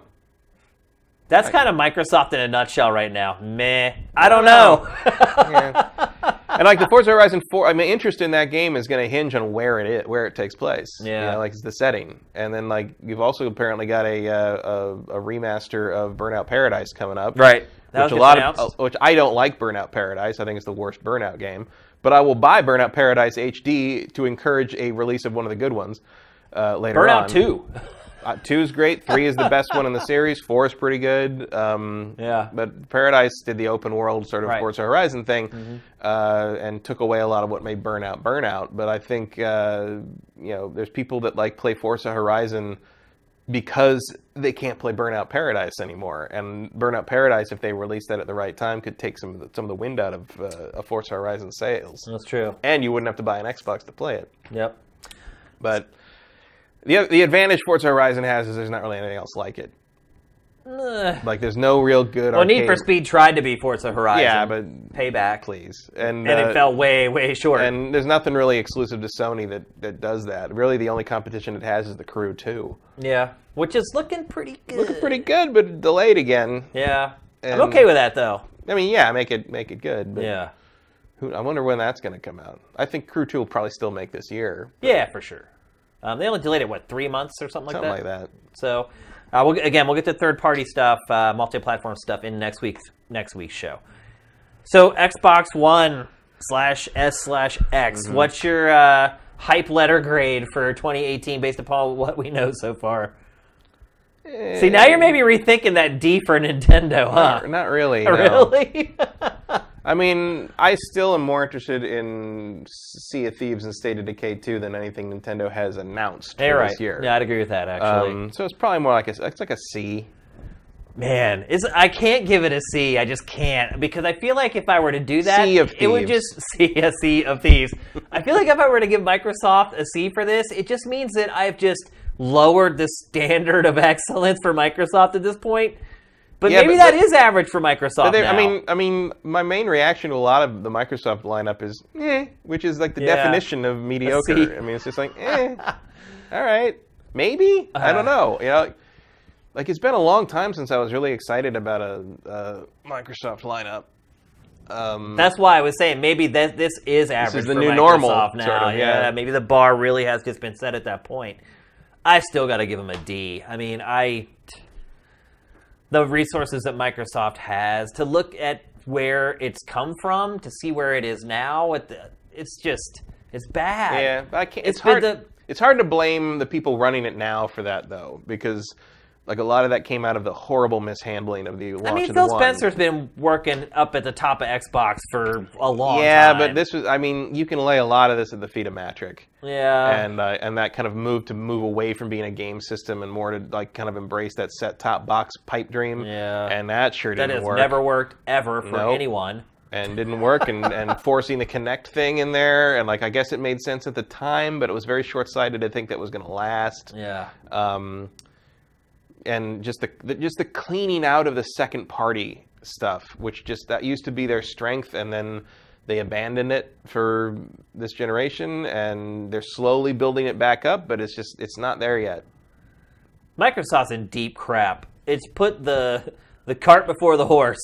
It's like, we don't have any games, so let's release this new hardware that we have no games to run on the hardware. It's really kind of turned into Sony from like the PlayStation 1 era, where it's just counting on third parties to just supply everything for its hardware. And it's like a weird thing to lean on, because like the idea that like people will embrace the system where stuff runs better is not a crazy idea, because that is what happened with the 360, but it happened because the 360 did that out of the gate. Yeah. And now you're trying to change people's perception of the Xbox One, which is a far more difficult task. And I don't see anything in their library that they're showing off that is going to do that for them. First-party output on Xbox 360 destroys first-party output on Xbox One. I mean, they're not even in the same league. So it's funny. It's like Microsoft and Sony are opposite reflections of each other. Sony started out where Microsoft is now and slowly built up its first-party studios. Microsoft came right out of the box hard with the original Xbox with all these first-party games and all these exclusives, and over time it's just dwindled and let these studios slip away. It's the wrong path to take. Microsoft is on the absolute wrong path. If you want to have a winning platform... Well, I think they're trying to get off that path, but it's not something you can turn around overnight. No, that correction takes years. At least 3. At least 3. Because even if you create development studios right now, any game that you're going to want to run in 4K that's up to first-party standards is not going to be ready for at least 3 years. Because you got to get this studio together, you got to do all the hires, you got the facilities, all that stuff. That's going to take you at least a year, and then at least 2 years to build a game. Why did we see this coming so long ago, and apparently nobody at Microsoft saw it? I mean... Because we play games, and the people who were calling the shots for the Xbox One early on in the Xbox One's development and life are not. It's a shame. They're not gamers. Like, it's a shame what's happening. You tell that the day one, when you started that system up, you could tell that no one who plays games had any power over how that OS worked. Yeah. It was not there. I'll be curious. I mean, we'll probably never get sales numbers because Microsoft doesn't give out hardware sales numbers anymore. I'm curious knowing how well Xbox One X sold over the holidays. It was certainly readily available everywhere I went right before Christmas. I saw it everywhere. I was in central Pennsylvania, which was not Philadelphia. Which was not true of the Switch or the PlayStation 4 Pro. I saw both in stores. Both I didn't see any Switch Switches. and PS4 Pro. Up in San Francisco, I did not see any Switches. I saw like maybe 1 or 2 Pros. Yeah. But Xbox One X was just everywhere. I saw it everywhere. If I wanted one, I could have got one, no problem. Yep. All the way up to Christmas Eve. I mean, you wouldn't be able to get that ultra elite like pre-order special version. I so don't care. Yeah, I don't about either. That. I'm over it. So there you have it. Xbox One X and Xbox One S look like a pretty anemic 2018 so far. Microsoft has a lot of proving to do over the next 4 or 5 months. They really gotta have something up their sleeve for E3 for sure, if not sooner. Like I don't know. That's what I'm saying. I didn't say 6 months. I said 3 or 4 months. Like Microsoft needs to do something big here in the first quarter to convince people of why they should buy this new hardware it just released. It's just watching movies. That's all they got right really, now. That's all it's got right now. And play third-party games, some of them in 4K. And really good, smooth versions of your 360 games. Yeah. I guess is really the only other thing. That's a tough sell for $500. Yep. In my opinion, anyway. I know a lot of you guys have went out and bought it, and you're Microsoft fans, and you would have bought it no matter what. But man, I was a Microsoft fan all through the 360 era. But I think everybody was. You gotta go where it makes sense to go. where it makes sense, exactly. All right, let's move on to PlayStation 4, still the industry leader. Switch, obviously, starting to nip at its heels a little bit. But still, PlayStation 4 is the dominant platform of Generation 8 hardware, without a doubt. Still the leader. Looking at this list of software, you can see it's the leader. Yeah. It still has a very solid lineup of games coming for 2018 that are exclusives. And these aren't even... I've probably even left out some of the more obscure third-party stuff out of here, because that's kind of the difference with PlayStation versus Microsoft and Nintendo, is that PlayStation does get massive third-party exclusives from publishers, and the other platforms really can't say that. So it's a big deal for PlayStation. It's a huge advantage for PlayStation. First game we're going to talk about is Detroit Become Human. I feel like we've kind of... That game needs to come out at this point. Yeah. It's been at too many trade shows. It's already had a couple different rounds of controversy. It's milked the marketing machine for all it's going to get at this point. And they've shown it, like, whole sequences of it. And huge chunks of gameplay. It just feels 10, like there's not much left to show other than just put it in people's hands. Yeah, and I think we all get it as well. At this point, kind of everyone understands the concept of the game. We know. Like, we're there. We're going to open up refrigerators and drawers. Yeah, we're going to look at things and turn them over. And then make decisions. Yeah. And that's pretty much the extent of it. I am excited for this game, though. I'm done with this marketing cycle. I'm ready to get my hands on it, but I am excited to play it. I always feel like I'm always willing to give David Cage another chance, because I always feel like his games are just right on the cusp of being something that I really enjoy. Yeah, his heart's in the right place. He's just... I don't know if he's got the chops to do... I don't know if he's got the chops to execute what's in his head. Yeah. You know what I mean? It's like I see what you're after. I see what you're trying to make. but you didn't quite, every time, doesn't quite get there. I wonder how many more chances I'm going to give him. It's not like it's a conscious thing where like, I now don't I'm know. done. Like, how many more chances does Sony give him, is my question. That's like, a good point. These games can't be cheap, and they just don't sell enough to justify. Yeah, they sell like 1 million usually, Yeah. something like that. And I'm sure between marketing, development, they cost probably well more than that. And they squeeze a little bit more money, I guess, out of Heavy Rain and Beyond Two Souls by releasing PS4 versions of them. Yeah. But like purely digital, I think. Yeah, but how much more do you really make doing that?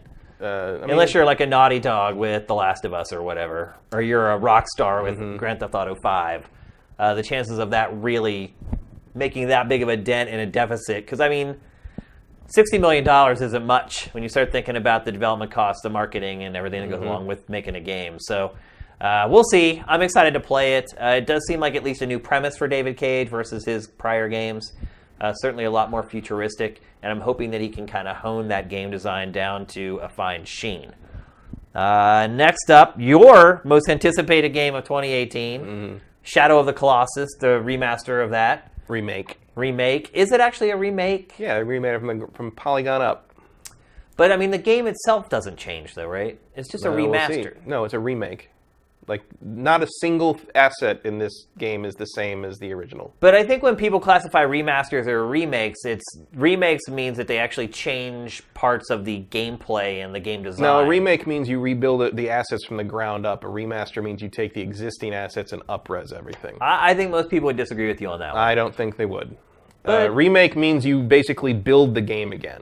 Right, but it's a different game then. No, it doesn't. You don't have to Final change. Fantasy VII Remake. It's a different game. No, you don't have to change anything for that to be. I want to see what people think in the comments on this. You don't have to change anything. It's about whether you're remaking the assets from the ground up again, or whether you're just taking the existing game and running it on more powerful hardware, up-res, better textures, etc. That's a remaster. A remake is when you take the game and you make it again. Okay, I want to see the comments on this one. And that's what they're doing here. I think most people think... Because this is not the remake. No, it's not. This is the remaster. Yeah. This is the PS3 remaster. Yeah, you can see by all the polygons drawn in there. Yeah. So the remake is... Blue Point is starting completely from scratch and building this game again. I don't think most people consider that, though. That's the definition of a remake. There's a definition of a remake? That is the definition of a remake. You have remade the game. Most people say you're remaking the game and making it different than it was before. No, you remake the game. You remake the assets. But aren't you just remastering the assets? No, because they don't use any of the old assets. Remastering means you take the old asset and you make them better. You remaster them. If you remake the game from the ground up, that's remaking it. There's no mastering happening. So how do you... Well, if that's the case, then how do you tell the difference between Final Fantasy VII Remake, called Remake, and what you get with the Shadow of the Colossus? What do you call the Final Fantasy VII Remake, then? Were they actually completely... Right, but they're actually completely redoing the game. It doesn't matter. That's exactly the same thing they're doing here. Changing the content doesn't matter. Remaking the assets from the ground up is what the remake is. Well, I'll beg to differ on that one. We'll see what everyone else thinks. But anyway, your most anticipated... An army of one as always. It's not as always. So, your most anticipated game of the year. Assuming they get it right this time, because the remaster... You could see it had some Well, problems. no, not that. The remaster still runs better than the PS2 version. Oh, for sure. The problem was that the remaster changed some balance things and changed how fast the stamina drained. And originally they said it was because they based it on the European version, and it actually turned out they finally admitted that, they just fucked it up. So it didn't play quite right, the remaster. So I'm hoping the remake goes back to the original and gets all that correct this time. Which I don't know how easy it's going to be, because you have to basically fine tune it.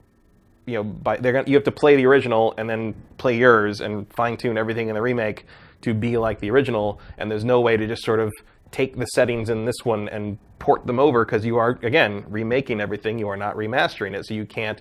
Which begs the question of how the remaster did that. But somebody moved a slider in the wrong place or something, I guess.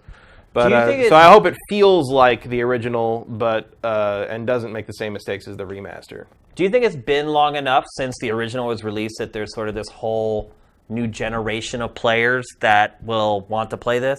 I don't know. I mean, the original is 14 years old now.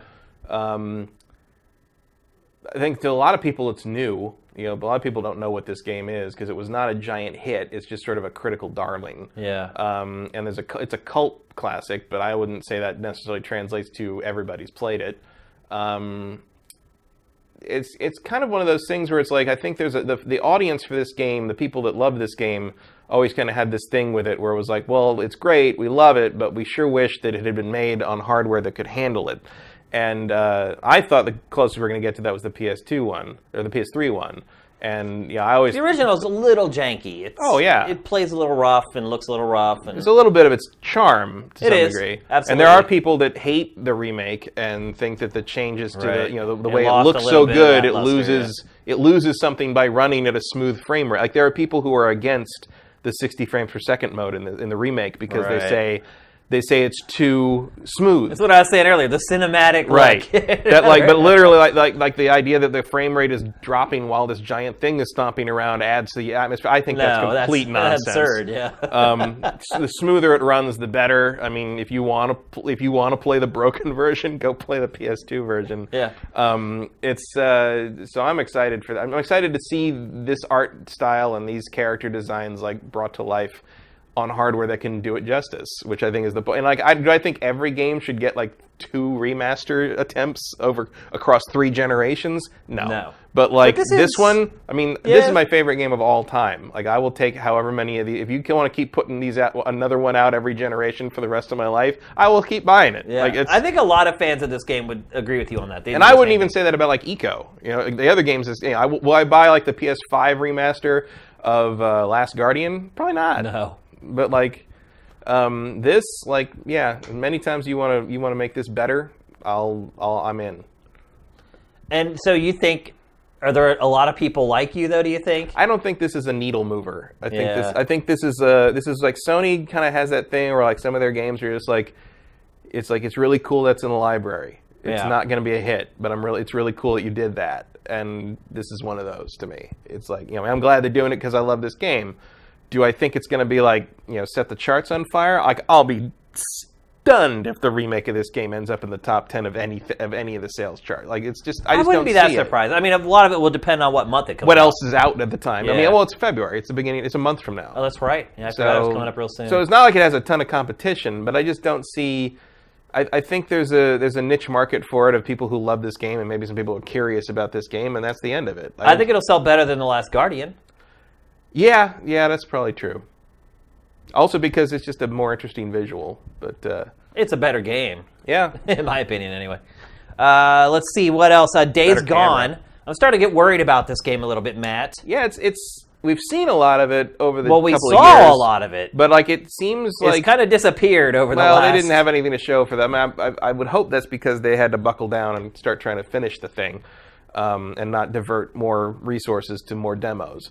But like we still don't really know what the gameplay is in terms of like kind of how it functions. You know, we've seen little snippets, but we don't really, you know, we don't have an idea of what an hour of playing. We don't know what the loop is like. yet. Yeah. What's the gameplay loop in this game? And we don't know anything about a release date. We don't, you know, it's for something we've seen so many like minutes of footage of. It feels strangely vague. I really don't know what kind of game it is, to be honest with you. Is it an open world game where you can go wherever you want? Is it a linear game where that gives you the appearance of it being open world and you're kind of forced to go from one location to the next? Is it like big areas, but it's not an open world? It's like a Witcher 2 thing where it's like big open zones, but there's no open world. I mean, really, the only thing I know is that it seems that you can manipulate the zombies to help you. Mm-hmm. Yeah, is it a secret gang warfare simulator that just happens to have zombies in it? Like, I don't know. Maybe a little bit of that mystery is good. Do you think it's coming out this year? God, I would hope so. It needs to come out. It feels like it. Otherwise, it feels like you're over baking. You know what I mean? I think also it's maybe starts to look a little long in the tooth. Yeah. If it doesn't come out this year, it looks good. Don't get me wrong, but if you really stop, kind of pause the game and look, there's like 5 zombie types that are just cut and paste. The zombies all go to the same hairdresser at the very least. But like, I feel like this is not one you can let linger too long because like the zombie thing can really get stale fast, and like you're also going to start, the more you delay this, the more you're going to start running into the point where you're starting to see this alongside Last of Us 2, and I don't think this thing can stand against Last of Us 2. No way. Like, No. if you're just talking about being out in the wilderness fighting zombie things with extra human drama using shotguns, like, Last of Us 2 is going to kill this game every single time. Absolutely. And people are just, whether it's fair or not, people will perceive these as kind of birds of a feather. And I think you need Days Gone out before you start pushing Last of Us 2 in earnest. Agreed. God of War. So just today, Game Informer released its cover story with tons of information on God of War. You cannot jump in the game. That was one of the big revelations. That's kind of a big deal. Yeah, I mean, double jumping is sort of Kratos' bread and butter. Yeah, I mean, you can't jump at all, apparently, according to Cory Barlog. And I don't want to spoil too much of what Game Informer reported today, because obviously it does great work, and I would prefer people go and kind of check out their coverage. And I want to talk a little more generally for this episode of GameFace and not drill down on the details as much. Also, one of the things that has come out over the last couple days is that pre-sales for God of War are a bit soft. I saw somebody reporting that on Twitter yesterday, which I was kind of surprised by. I haven't pre-ordered it. You haven't? No. No? And why is that, Matt? I don't know. It just seems far away. I know it's not. It's not. It's like a 2-3 months away, I think. I don't know. Maybe I'm waiting for the better bonuses. You're waiting for the collector's edition or something along those lines. I don't think. I mean, I doubt it. I don't need a statue of Kratos. Yeah, you probably already have like 3. No, No? I don't think I have any God of War merchandise. No. I have all the games. I love God of War, but I just never. This to me is a needle mover. Yeah, I would hope so. Regardless of soft pre-order sales or whatever, this is one of the reasons people buy PlayStation hardware. Yeah. And certainly I am very happy that I have a PlayStation 4 so that I can play this game. And if I didn't, I would certainly consider buying one just to play it. I've always liked God of War. I would agree that by the time the PlayStation 3 iteration came out, that whole formula was starting to get a little dry. Mm-hmm. I still really enjoyed the game. But by the time I got to the end of it, the seams were starting to show in its design. Yeah, well, I think also I played I didn't play Ascension, the weird prequel multiplayer one. Yeah. In fact, I continually forget that God of War Ascension and Gears of War Judgment exist. Yeah. But I really like the originals. I struggled to get all the way through 3 because the maze part in Hades was. And then remember the ending with the one-on-one battle. Yeah, and it was like almost impossible to win at first, and they had to go in and they had to nerf it. Yeah, and it was just I dug it, but I felt that game kind of peaked in the opening sequence. Well, I felt like it peaked in the middle of the game. Sorta, like the opening. That's where the best part of the game. I felt like this. It started off great. It built, and it got to the middle of the game, and then it just kind of plateaued and just slowly went down from then on. At least that's how I experienced it. And so I think mixing up the formula is good. To me, someone who likes God of War, I'm glad to see them taking it to a new location and some new mythology, and then the fact that they're kind of mixing it up and being it more of an adventure game. And as someone who really likes the new Tomb Raider games, there's enough I see enough pedigree there from that kind of idea that I am more interested in this than I would be if it was just another hack and slash, standard God of War game. And look, absolutely for me, this is a needle mover. Not only that, we have not been saturated with marketing for this game. Mm-hmm. The crazy part is they put out this big chunk of gameplay to debut it for the first time, and really have not shown us anything since. And it's a pretty long game by their they're saying claims. It's 25, 30 hours or something like that. And this is pretty much all we got. We got those weird, audio logs that they've been putting out to promote it. They're supposed to, help you get into the lore of the game. We actually found out more from the ESRB rating than we did. Yeah, than we have from, the developers. And it's only a couple months away, so I would expect that we're not going to see a whole lot more of it until then. Yeah. And I kind of like that. It's very rare for a game to be under-marketed.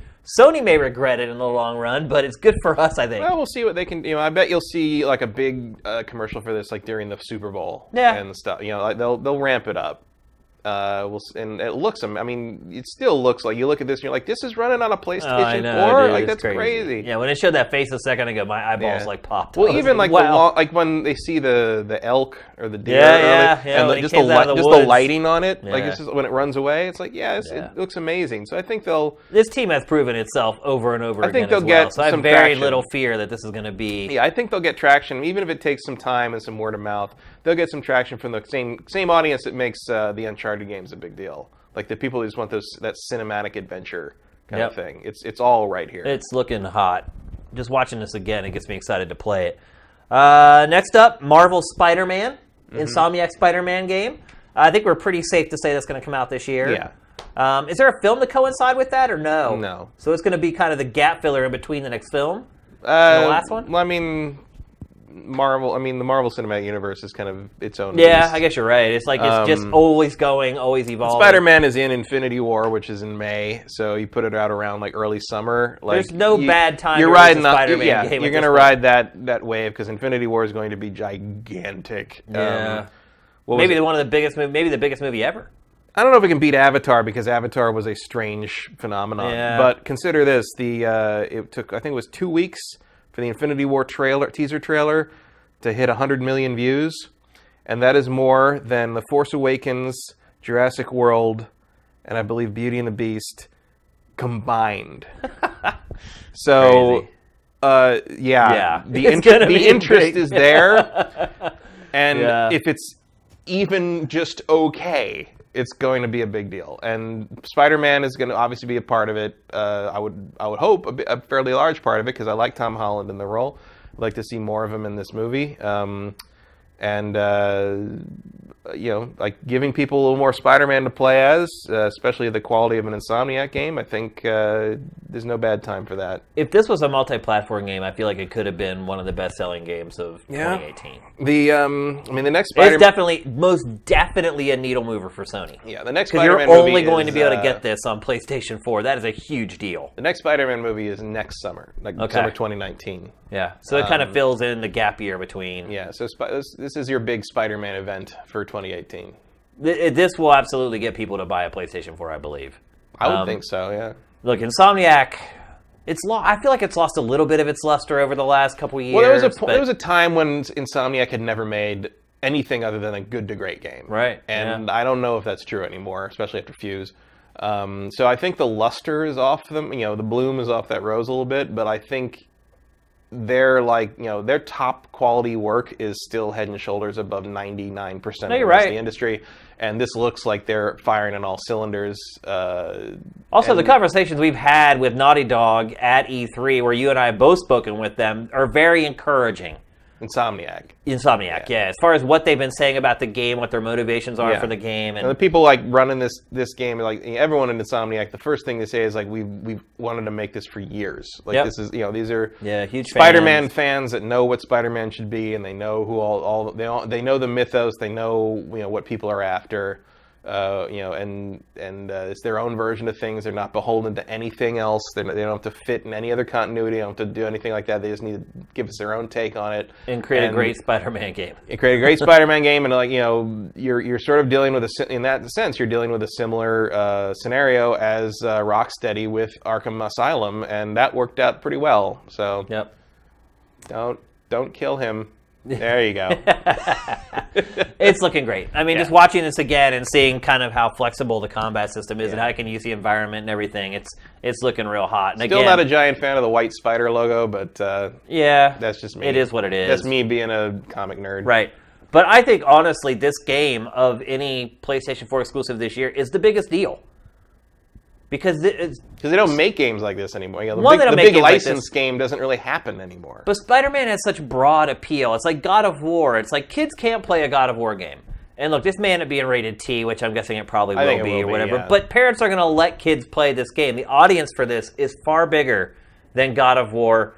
Can only buy it on PlayStation 4, provided Insomniac ends up holding its end of the deal. I think it could be one of the biggest games of the year for PlayStation. Mm-hmm. Let's move on. Next, we're going to talk about Dissidia, Final Fantasy NT. This is a game I'm shocked isn't getting more buzz than it is. I'm not, really. It's a fighting game full of the most popular Final Fantasy characters ever. Yeah, but it's weird fighting game. And it's an arena fighter. Yeah, and like, I mean, if you played the other two, the PSP one. And this is based on an arcade game in Japan. Yeah. They're a little wonky. And of course, every time Square tries to mash its characters together, you get like a lot of weirdness and what's going on. And like, I don't know if people are really aware this is coming. Like the hype is kind of low. That's what I'm saying. But they haven't really promoted a ton of it, and when they promote it, it mostly makes people like ask questions. Like they've marketed the hell out of it. I've barely seen anything. I just haven't been paying attention. We probably have 200 trailers for this game on Sifted at this point. I'm not even exaggerating. Like probably 200. Well, I saw a thing where they put out, it was a pre-order bonus or something for Cloud's iconic nail bat. Yeah, and I'm like. Unless I missed something, Cloud does not use a nail bat. Yeah. Like, I don't know where that came from. I don't know what the hell they're talking about there. They're taking some liberties with the IP a little bit. But just the idea that Cloud can fight Sephiroth, whatever, like, it seems like this game should be a bigger deal than it is. And it is a PS4 exclusive. I also think that, like, the Final Fantasy audience is not as big as people think it is. Yeah, I guess maybe it has started to dwindle over the years. But this game has not moved the needle on Sifted, and maybe it's because of saturation and people are just getting sick of looking at it. But you're right, it's coming out here in like another month or two, and there's just very little interest or hype around the game. We'll see once it gets here. Maybe that'll change. People will perk up and be like, oh, that's right, that Final Fantasy fighting game's coming out now. But still, this is a nice arrow to put in the PS4 quiver for 2018. To kind of have in the back of your mind is, yeah, there's another exclusive, a third-party exclusive, I might add, which no one else is getting at this point. It's a nice little filler because, let's be honest, the beginning of the year is nowhere near like it was, like the beginning of 2017 was. It's just not. This bereft of quality throughout. Well, most of the stuff that's supposed to come out at the end of 2017 actually made it. So. Yeah, you're right, which is also rare. Which is why 2017 in a lot of ways was so good at the beginning because a lot of games were delayed out of 2016. Yeah, we got the best of what 2016 missed, and then like the stuff we were promised for the end of the year actually got there. So yep. Here's another Japanese game that may or may not actually make a difference. Yakuza 6. Is that coming out in the U.S. this year? Yeah, for sure. Yes, it's been out in Japan. So it's like June, I guess, something like that. Somewhere in there. And then at some point around the time of release, I would expect an announcement for Kiwami 2 for the US release. Yeah, because it's already been... Is it out in Japan, Kiwami 2? Yeah, that's what I thought. Yakuza 6, have you played it? No. I wait for the English on these because there's just too much text. Yeah, I could totally get that. Also, like, you know, like some people were wondering why this wasn't on my most anticipated, you know, list at the last show of the year. Like we got a lot of Yakuza last year. Like there was Zero and Kiwami. It's like Yakuza I'm not too thirsty for Yakuza content right now, but I'm obviously in on this. This is the big finale of that whole story arc, right? Of Kiryu's story. They say they're not going to use him moving forward, at least not as a player character. They would, and then there's some mobile game, or free to play mobile game, I think, that sort of hinted already at who the next star might be. But I mean, these games are fantastic, and like it's also really big, really long, tons of content, and like you said, we've just been flooded with them over the last like 2 years. It's it's bordering on burnout a little bit. Yeah, well, I mean, they're almost done. Yeah, like part of it comes from the fact that they remade the PS2 ones. Right. You know, one and two were, quite frankly, not playable by modern standards in some way. They're real primitive, and bringing them up to the Zero is probably the best game in the series right now. There are people who play the Japanese version of 6 that say 6 is better than 0, but it's using the same engine and stuff. So there's no loss. There's no way to lose there. Like this is gonna be a solid finale. I don't know how much sense it'll make if you haven't played all the other 5, 6 games.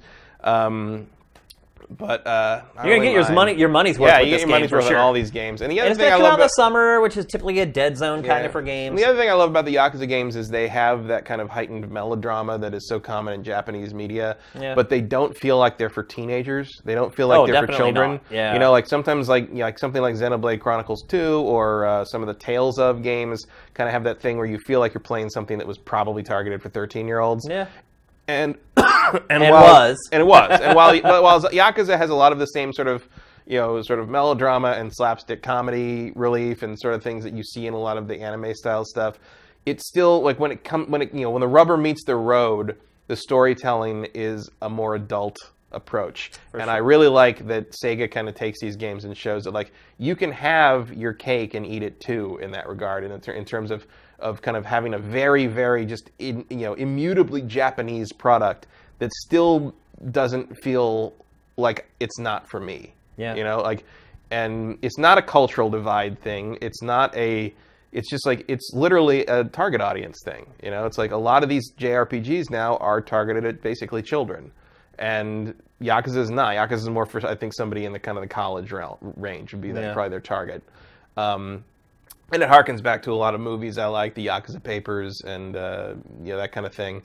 And there's nothing else like it, honestly. Like this is the first Yakuza built from the ground up for Generation 8, is that right? No, 0, I think. 0 was the first 0 one? was. Okay. Or was there a Yakuza 0 on the PS3 in Japan? There might have been. I can't remember. I think there was. 6 might be it. Yeah. Maybe there was a PS3 version of 0. I think there might have been. Can't remember. Someone will tell us in the comments. They always do. Okay, now we're going to move on to games for the PlayStation 4 that may or may not make it out this year. These are kind of on the buffer zone. Some people are suggesting that they will. Some people are suggesting they won't. The first one we're going to talk about is The Last of Us Part 2.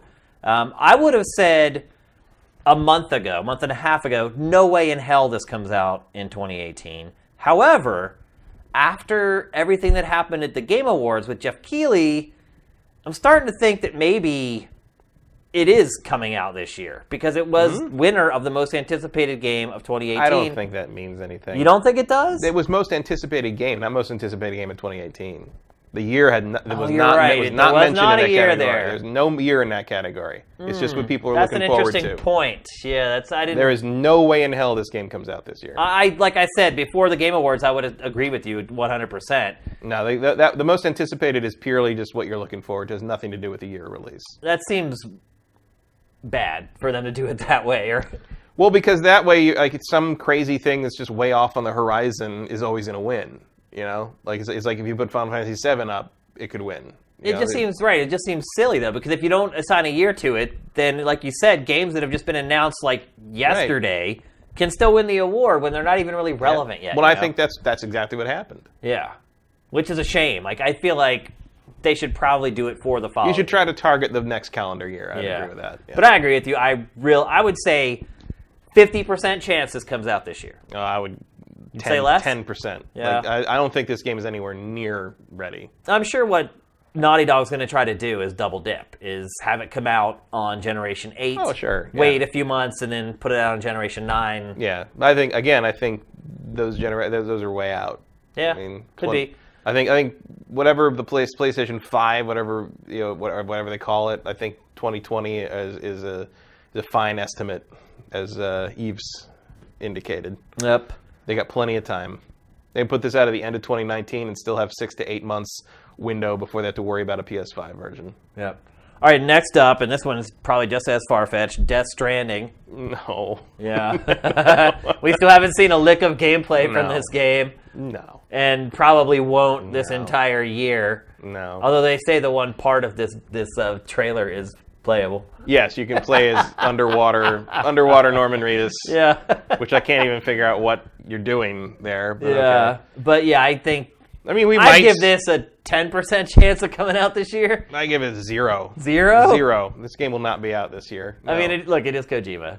Yeah. And even when he does announce a release date, he never hits it. So. Yeah. And we've also basically, if you look at any of the stuff he's talking about, he's basically said Sony is going to let me do whatever the hell I want. Yeah, so I'll see you in 2020. Sony's not going to pressure him, I don't think, to get this game done. Not this one. Maybe the next one. Yeah. Like, we'll see what this sells. They have the built-in excuse of, it's a new studio and blah, blah, blah. The setup Kojima, time. The hype will sell that itself. honeymoon will wear out eventually, just like it did at Konami. Because here's the thing, I just don't, I look at this and as technically impressive as it is, I think it's too weird for the mass audience.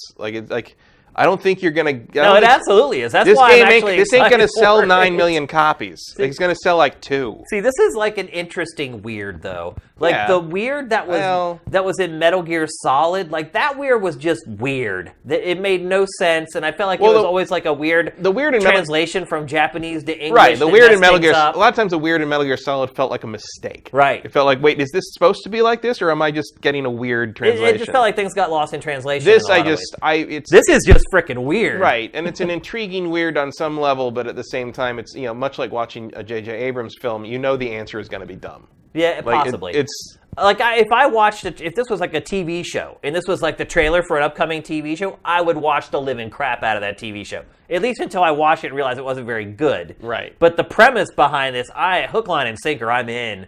It could be a terrible game. Yeah. But... I mean, premise doesn't mean like go watch the current X-Files stuff. You want to see a premise wasted. Right. I mean, jeez. Touche. Let's move on. Kingdom Hearts 3. No. Is that game multi-platform, or is it just PS4? As far as I'm concerned, it's PS4. That's what I thought, I play too. Kingdom Hearts games on PlayStation. We put it in the PS4 section. It wouldn't shock me if it's eventually announced for other platforms. Yeah, maybe it already could be is. an Xbox One. I don't know. But it feels like since the Xbox One doesn't have the remakes and remasters on them, it feels like you're kind of hanging the Xbox audience out to dry, like by throwing this game at them. Yeah. So I feel like if it was coming out on Xbox, I think like you would probably want to put out the 1.5, 2.5 collection. Yeah. To prepare them. Yeah, that's a good point. What do you think the chances are this comes out this year?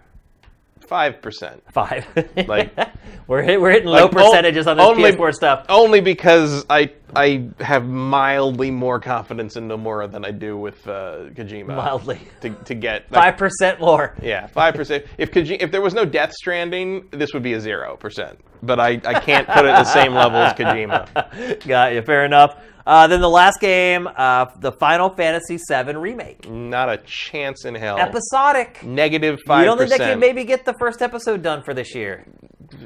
They've been working on it a long damn time. But they started over.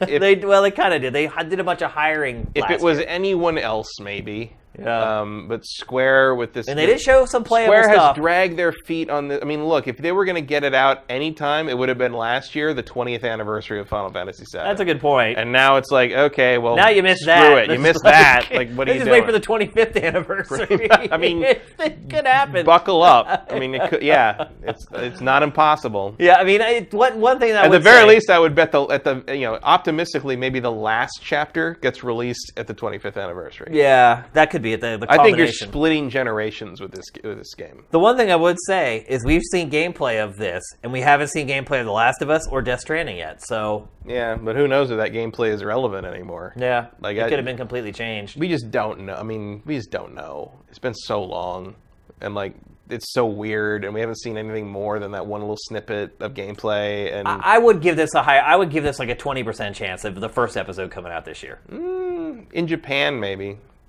If they were smart, they do a simultaneous release. Oh, yeah. Because, dude, people will import the living crap out of this if it comes out in Japan first. I don't know. Translation be damned. They wouldn't care. People are so excited for this game. My guess is no on this. I think 20% means my guess is no. But we'll see. Stranger things have happened. Not very. Not very. I mean, when it comes to Square getting one of these weird remakes they've promised. I mean, between this and Kingdom Hearts, it's like flip a coin. Yeah. So Kingdom Hearts or this more likely this year? That's really tough. Yeah. I guess maybe I would probably marginally go Kingdom Hearts more likely this year, just because I'm sure Disney would like them to get it frickin' done. And they probably don't have that kind of pressure. I'm also wondering, too, if on Final Fantasy VII. If Square might try to squeeze in some of the more recently acquired properties into Kingdom Hearts, like maybe a Star Wars Well, we don't know anything about it. I mean, people have been mining some of that stuff and have found some things. Really? There's a Frozen thing in there. There's more recent stuff in there. Star Wars and Marvel, like there's no indication yet. I mean, that would be... Could happen. It could, but probably not Star Wars, because that would be Lucasfilm's call, and Lucasfilm probably has that tied up with EA. No, right. I think that might violate That's true. the agreement with EA. There was the stuff with the Toys to Life game, though, Disney Infinity. Yeah, but that was a pre-existing agreement, I think. Right. And then like Lego is a different license. Yeah. And I don't know. I mean, they could make it happen if they wanted to, probably. But just don't. Just finish Kingdom Hearts 3. Get it done. Just don't do it. It's not worth DLC. You can do DLC, but get Kingdom Hearts 3 out. I think Marvel would be a less complicated thing to put in there, which, if you can put Pirates of the Caribbean and Kingdom Hearts 2, you can put Marvel Cinematic Universe in. But I don't know if they'll go that far. It seems like the thing they're kind of touting as their big, you've been waiting for it and now it's finally here in Kingdom Hearts 3 is Pixar stuff. Yeah. So I've read something about that, actually. So we'll see. So that's it for PlayStation 4 as far as exclusives are concerned. Again, we'll get to multi-platform third-party stuff in next week's show. What letter grade would you give for Sony for 2018 based upon what we know right now? Like a B+ right now. I agree. Yeah. I would probably lower that if God of War wasn't there. But it is. It is. So. God of War is really anchoring this lineup, I think. Spider-Man, though. Yeah. I think Spider-Man's maybe a bigger deal. Sales-wise, and then your favorite game of all time being completely revamped. But I can't add that. I mean, that's an A all by itself, but I can't throw that in there. Trying to show that doesn't do anybody some integrity any here in this. I'd agree with you. B+. I mean, of the three, once again, Sony looks like it's going to have the best first-party exclusive lineup for 2018. Mm-hmm. We'll see. Obviously, with all the stuff coming up for Switch, 18 games apparently that we should hear about. Yeah. Nintendo has a chance to kind of overthrow things a little bit, but after kind of a little bit of an off year last year for PS4 as far as exclusives, it looks like 2018 is going to be a little bit better. So pretty excited for that. It's time to move on. We're going to do next our 2018 predictions. However, before we go on with 2018, I actually went back and watched episode 72 from last year. And I will say I was much more svelte in episode 72 than I am in this episode. It was quite an eye-opener for me, and I'll get to that in a little bit. But I want to go over what our predictions were for 2017, because a lot of times we make predictions, we never go back and actually see how we did. I wanted to make sure we did that this year. So our 2017 predictions were, your first prediction was VR will continue to fade. I think that was right. I mean, the sales were better than I thought they'd be. Yeah, maybe a little bit. But I think, as you keep saying, the killer app isn't there yet. Yeah. Like the breakout moment hasn't happened. Yeah. And I think the Quest still stands on the edge of a knife. And Sony announced today that by the end of 2018, it will have doubled the software library for PlayStation VR. That's good. I mean, there's some interesting, but I will say this: since I moved, I have not unpacked either VR headset. Yeah. So mine literally has, like, I was talking yesterday, I was on Colin Moriarty's podcast, recording it yesterday, and that'll go up, I think, for his patrons today, and then for everybody else next week. But anyway. Well, today being Friday. Yeah. And this will probably go up Saturday. Yeah. So or late Friday night, depending on where you live, I guess. So yesterday. Yeah. It's probably up now. Well, for his patrons, not for anybody else. Okay. Yeah. But I mentioned that, like, we were gone and we came back from the holidays, and, like, the dust in our apartment was, like, first of all, it's really thick from all the fires, but it's like salt and pepper. And I could see it because my PlayStation VR is white, and I could see the black specks from the California fires in the dust on my PlayStation VR. So I'm right there with you. Like, I have rarely used it recently, although that's going to change, and I'll explain why in a little bit. Yeah, but were you right on that one? I feel like it's kind of held steady. Yeah. It hasn't faded, really. Which is good. I mean, better than I thought. Well, yeah. I mean, you love being wrong in cases like that, right? I thought, like, I think in the spirit of what I said a year ago was more like by the end of 2017, we won't even be talking about it anymore. Yeah. And that's not true. Like, Yeah. it's still there. It's not a phenomenon yet, maybe not ever, but it's still there and chugging along. Yep. My first prediction was that the Switch would sell less than 5 million units worldwide. Whoops. Oops. It's basically at 9.5 million worldwide right now. It was the last time Nintendo gave up numbers for it. So I was way wrong there. I only had half of what they actually ended up selling. Well, hell, I don't even know if I would have believed they would have been able to produce that many a year ago. I mean, look, I don't regret making that prediction. Like, I just really don't. I don't think anyone really saw And people will say they did. There'll be people like, I knew all along. It was. I don't believe Nobody that. knew. I really. Certainly people hoped. Yeah. But that's not the same thing as knowing. Yeah, I've been shocked at the reception of it. Again, like I said, I was flying back and forth from over the holidays and seeing a lot of people on the plane using it. Yeah, it's a phenomenon right now. We'll see if it can hold its momentum, but I was 100% wrong. I thought I was really safe when I made that prediction, to be honest with you. I was like, oh, 5 million. I'll toss in an extra million. I thought you were way high on that. Yeah, but nope, I was way wrong instead. And then, Matt, your second prediction was, and you nailed this one. The easiest prediction of all time. Star Citizen would not be released in 2017. No. Do you think you can make that prediction again? Carry that one over. Let's just keep going. Let it ride. You can cut and paste that. I'll just make up the rundown for next year's show. Double or nothing.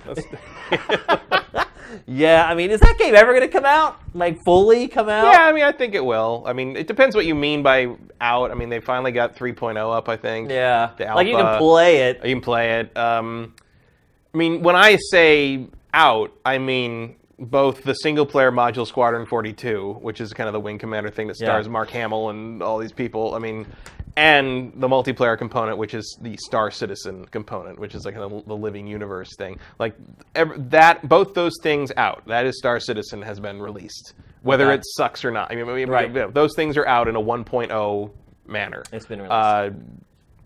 Who knows? I mean, they are finally starting to show some more footage from the single player from Squadron 42. Game looks as impressive as hell, man. Yeah, every time they show it, my jaw That was drops, supposed to be out this past December. It was supposed to be out a month ago. Still not. Years previous. I mean, that was their. But yeah, are we going to see it this year? Yeah. Not to. I what chance? What percentage do you think it'll come out this year? 7%. 7%. You're that unsure about this year, huh? In terms of both things coming out, yeah, maybe Squadron 42 might squeak out. I don't know. How much more patient can people be? A lot, considering how much money they keep throwing at these people. It is crazy. I mean, they're about to keep giving them money. They're about to put out another run of the cap ships, I think, for like $1,200, $1,300. It's so funny how they can. And they sell in minutes. It's hilarious. They're gone. I hope everyone doesn't end up being just a total sucker for this and get burned, man. It would be really, really bad. I mean, I don't see some people have spent lots of money on there's this. people have spent tens of thousands, I know. hundreds of thousands. I hope it all works out, man. It would be really bad if it didn't. It would certainly... I mean, already people are turning away from crowdfunding. I'm sure you saw the data from Kickstarter and Fig from this week. Board games are the new kings. Yeah, like board games are making all the money. Which is true. I mean, I've backed several board games last year, and I don't think I backed any video games. Games are either flat or down. I think the last video game I backed was Sundered, which, by the way, delivered on time for the first time ever. So well done to Sundered, but this could be like the final nail in the crowdfunding coffin if this thing goes belly up. I don't know. I think this is its own beast. Like it's not going to help. But like this, I mean, if this goes completely sideways, people aren't going to blame crowdfunding. They're going to blame Chris Roberts. Yeah. This is very targeted on the target is on the back of Chris Roberts and his company. Imagine the pressure. And but hey, you asked for it. Yeah. It's like, well, that's the thing. Is like this. I think it will come out. I think it will be. I mean, I would kill for that kind of pressure. Like if I woke up one day and our Patreon had hit like $200,000, like I wouldn't shirk away. I'd be like, Yahoo! Now we can do what we've always wanted to do, but never had the money to do it. So I just hopefully he's embracing it as well. Yeah, well, I think he's embracing it in Aruba. No. Embracing it in a bathtub of money. I think it'll come out. I think it'll be fine, but I think it will have a long way. Like any online game, it's going to have a long way to go to meet the expectations of what it can do over. Because like they've added all the on foot stuff. You can buy land now. You can actually buy parcels of land on various planets and own land and create farms and have land, like they were selling land vehicles a couple weeks ago. Jeez. I mean, it's just, and there's a point at which like you start to remind me, I mean, it was probably no coincidence that they were getting heat from Derek Smart for a while, who made the Battlecruiser 3000 games, which were hugely ambitious space capital ship simulator games that were completely unplayable if you didn't memorize every key on the keyboard. That's when it goes overboard. And like, but he did that same thing with Battlecruiser Universal Combat, it was called, was a revamp of the battlecruiser idea, and I think some of it came out on 360 or something like that. But like it had that, and you could fly a little fighter, and you could drive a little thing on a planet. It was all like a cool idea. It was kind of the dream space game, but none of it worked right. And it's this same thing where it's like, okay, well, you want to do on-foot marine stuff and driving and ground stuff and planetary landings and mid-air space combat and player-flown carriers and corvettes. It's and too much. It's like, can you just make sure that the flight model works? Right. Like, it feels like you're biting off so much you have to be able to chew that, like, you're expecting, part of me expects this to launch with, like, the space combat's in, the rudimentary on-foot stuff is in, but basically it's going to take he hadn't promised all that if he wouldn't have got all the money that he's got. It's very slippery slope there. Well, it's like a more, reasonable way to do it in my head would be like, okay, we're going to put out this space game thing, and then we're going to say, hey, keep funding us if you want to add this, and slowly bolt things on like expansion style. Yeah. But it's like they're trying to release World of Warcraft as it exists today all at once in 2004. Yeah. And like, I just don't know if that's possible. It's insane. My last prediction for 2017 was the Xbox One will nosedive. Did I get that right? I think I did. Yeah, I mean, it got to the point where it had to release new hardware. Yeah, I mean, the sales like didn't do terrible, but I feel like no one's talking about it. Yeah. Like the mind share is just not there anymore. And certainly, I think in terms of perception, it has nosedived. Its software sales obviously were abysmal because there was no software to buy. Nothing to sell, yeah.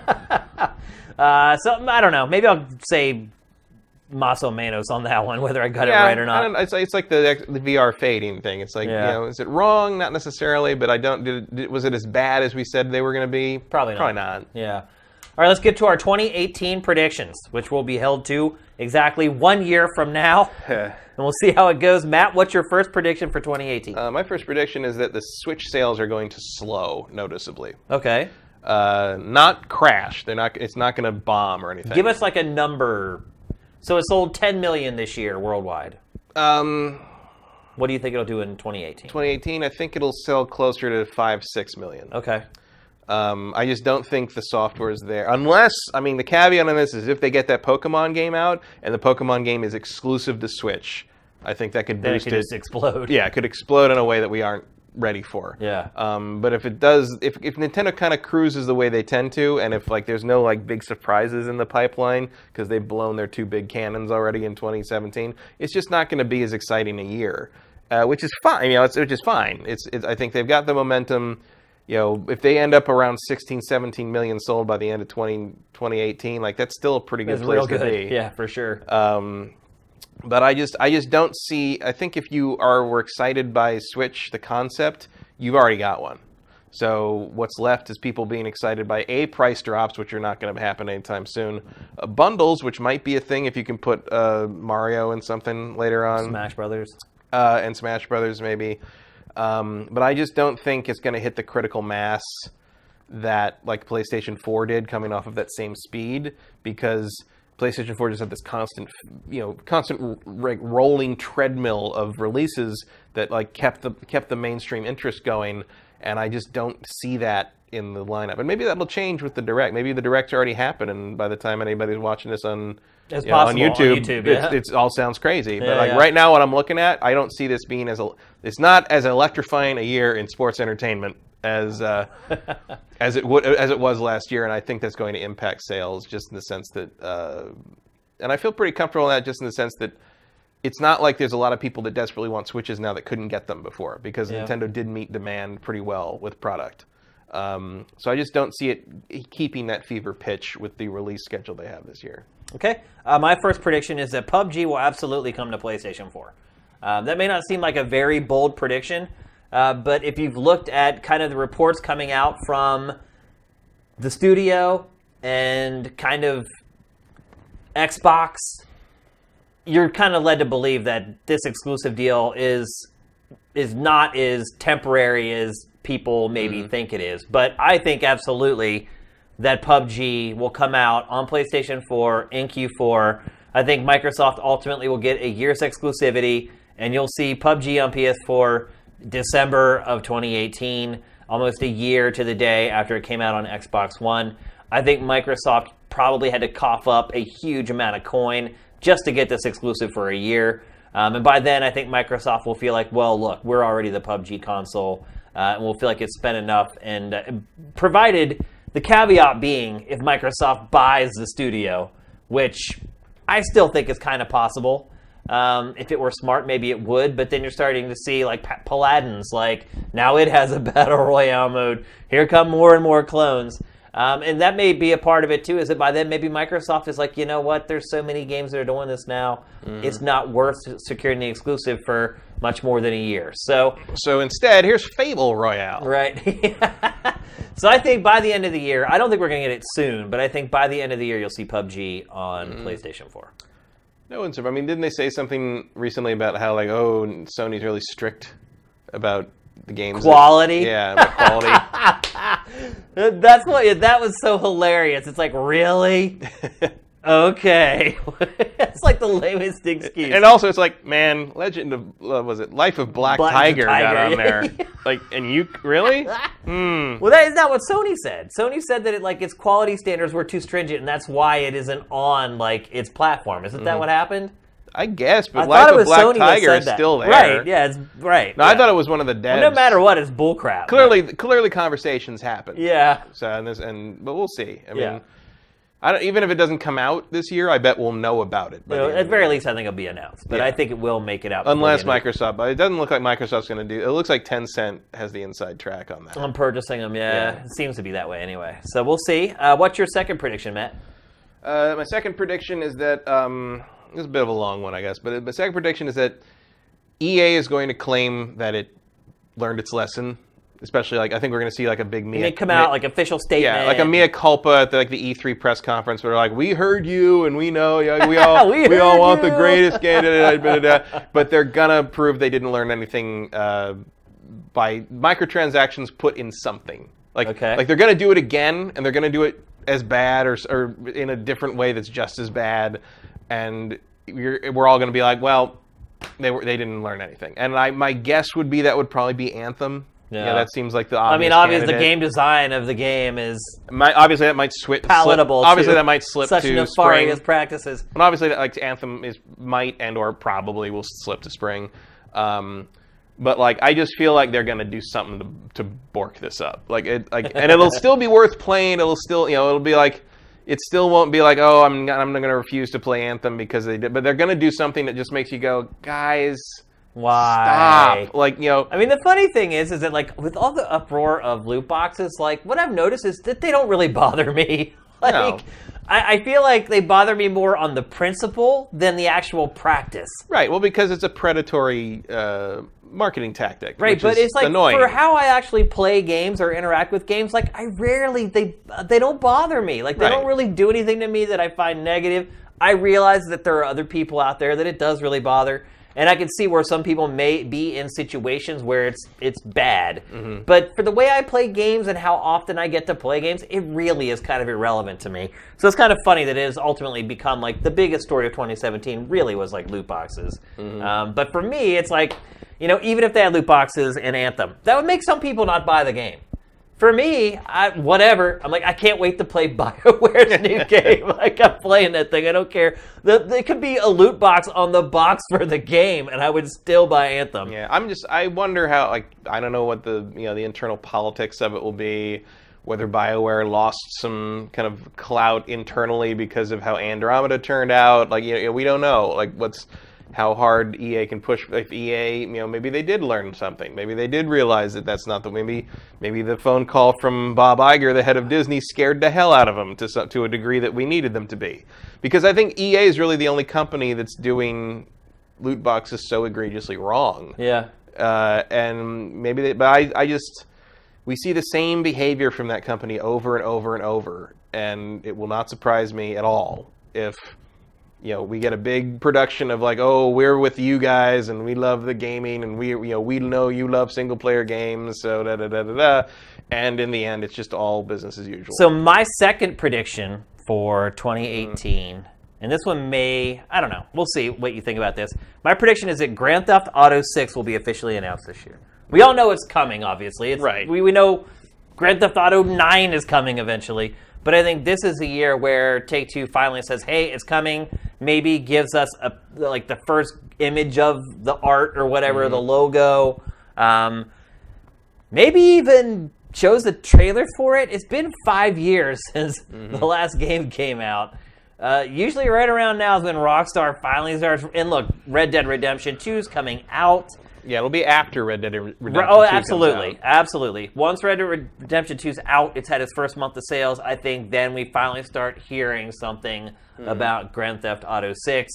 I don't think that's super crazy. Like, I think, at the very least, after Red Dead Redemption 2 comes out, we're going to start seeing something about Rockstar's next project, and it seems pretty sensible to think that would be the next GTA. Yeah. I mean, I know Packer's been talking about, like, Midnight Club and all this other stuff, but it's Grand Theft Auto. That's what's going to be the next big game. Who wants Midnight Club? I don't know. I don't know where he came up with that. It's so funny. It was like one of the first episodes we ever shot, and that was one of his predictions. So, yeah, and I think, look, Grand Theft Auto 5 has finally run its course. Let's be honest. Like, it has milked that game. They're getting for that last big heist DLC out with the flying DeLoreans and all that stuff. So it's like, what's it's left a good for you? It's a nice big send off. It is, absolutely. And I just think the timing's lining up. I don't think it'll be E3 because what is the release date for Red Dead 2?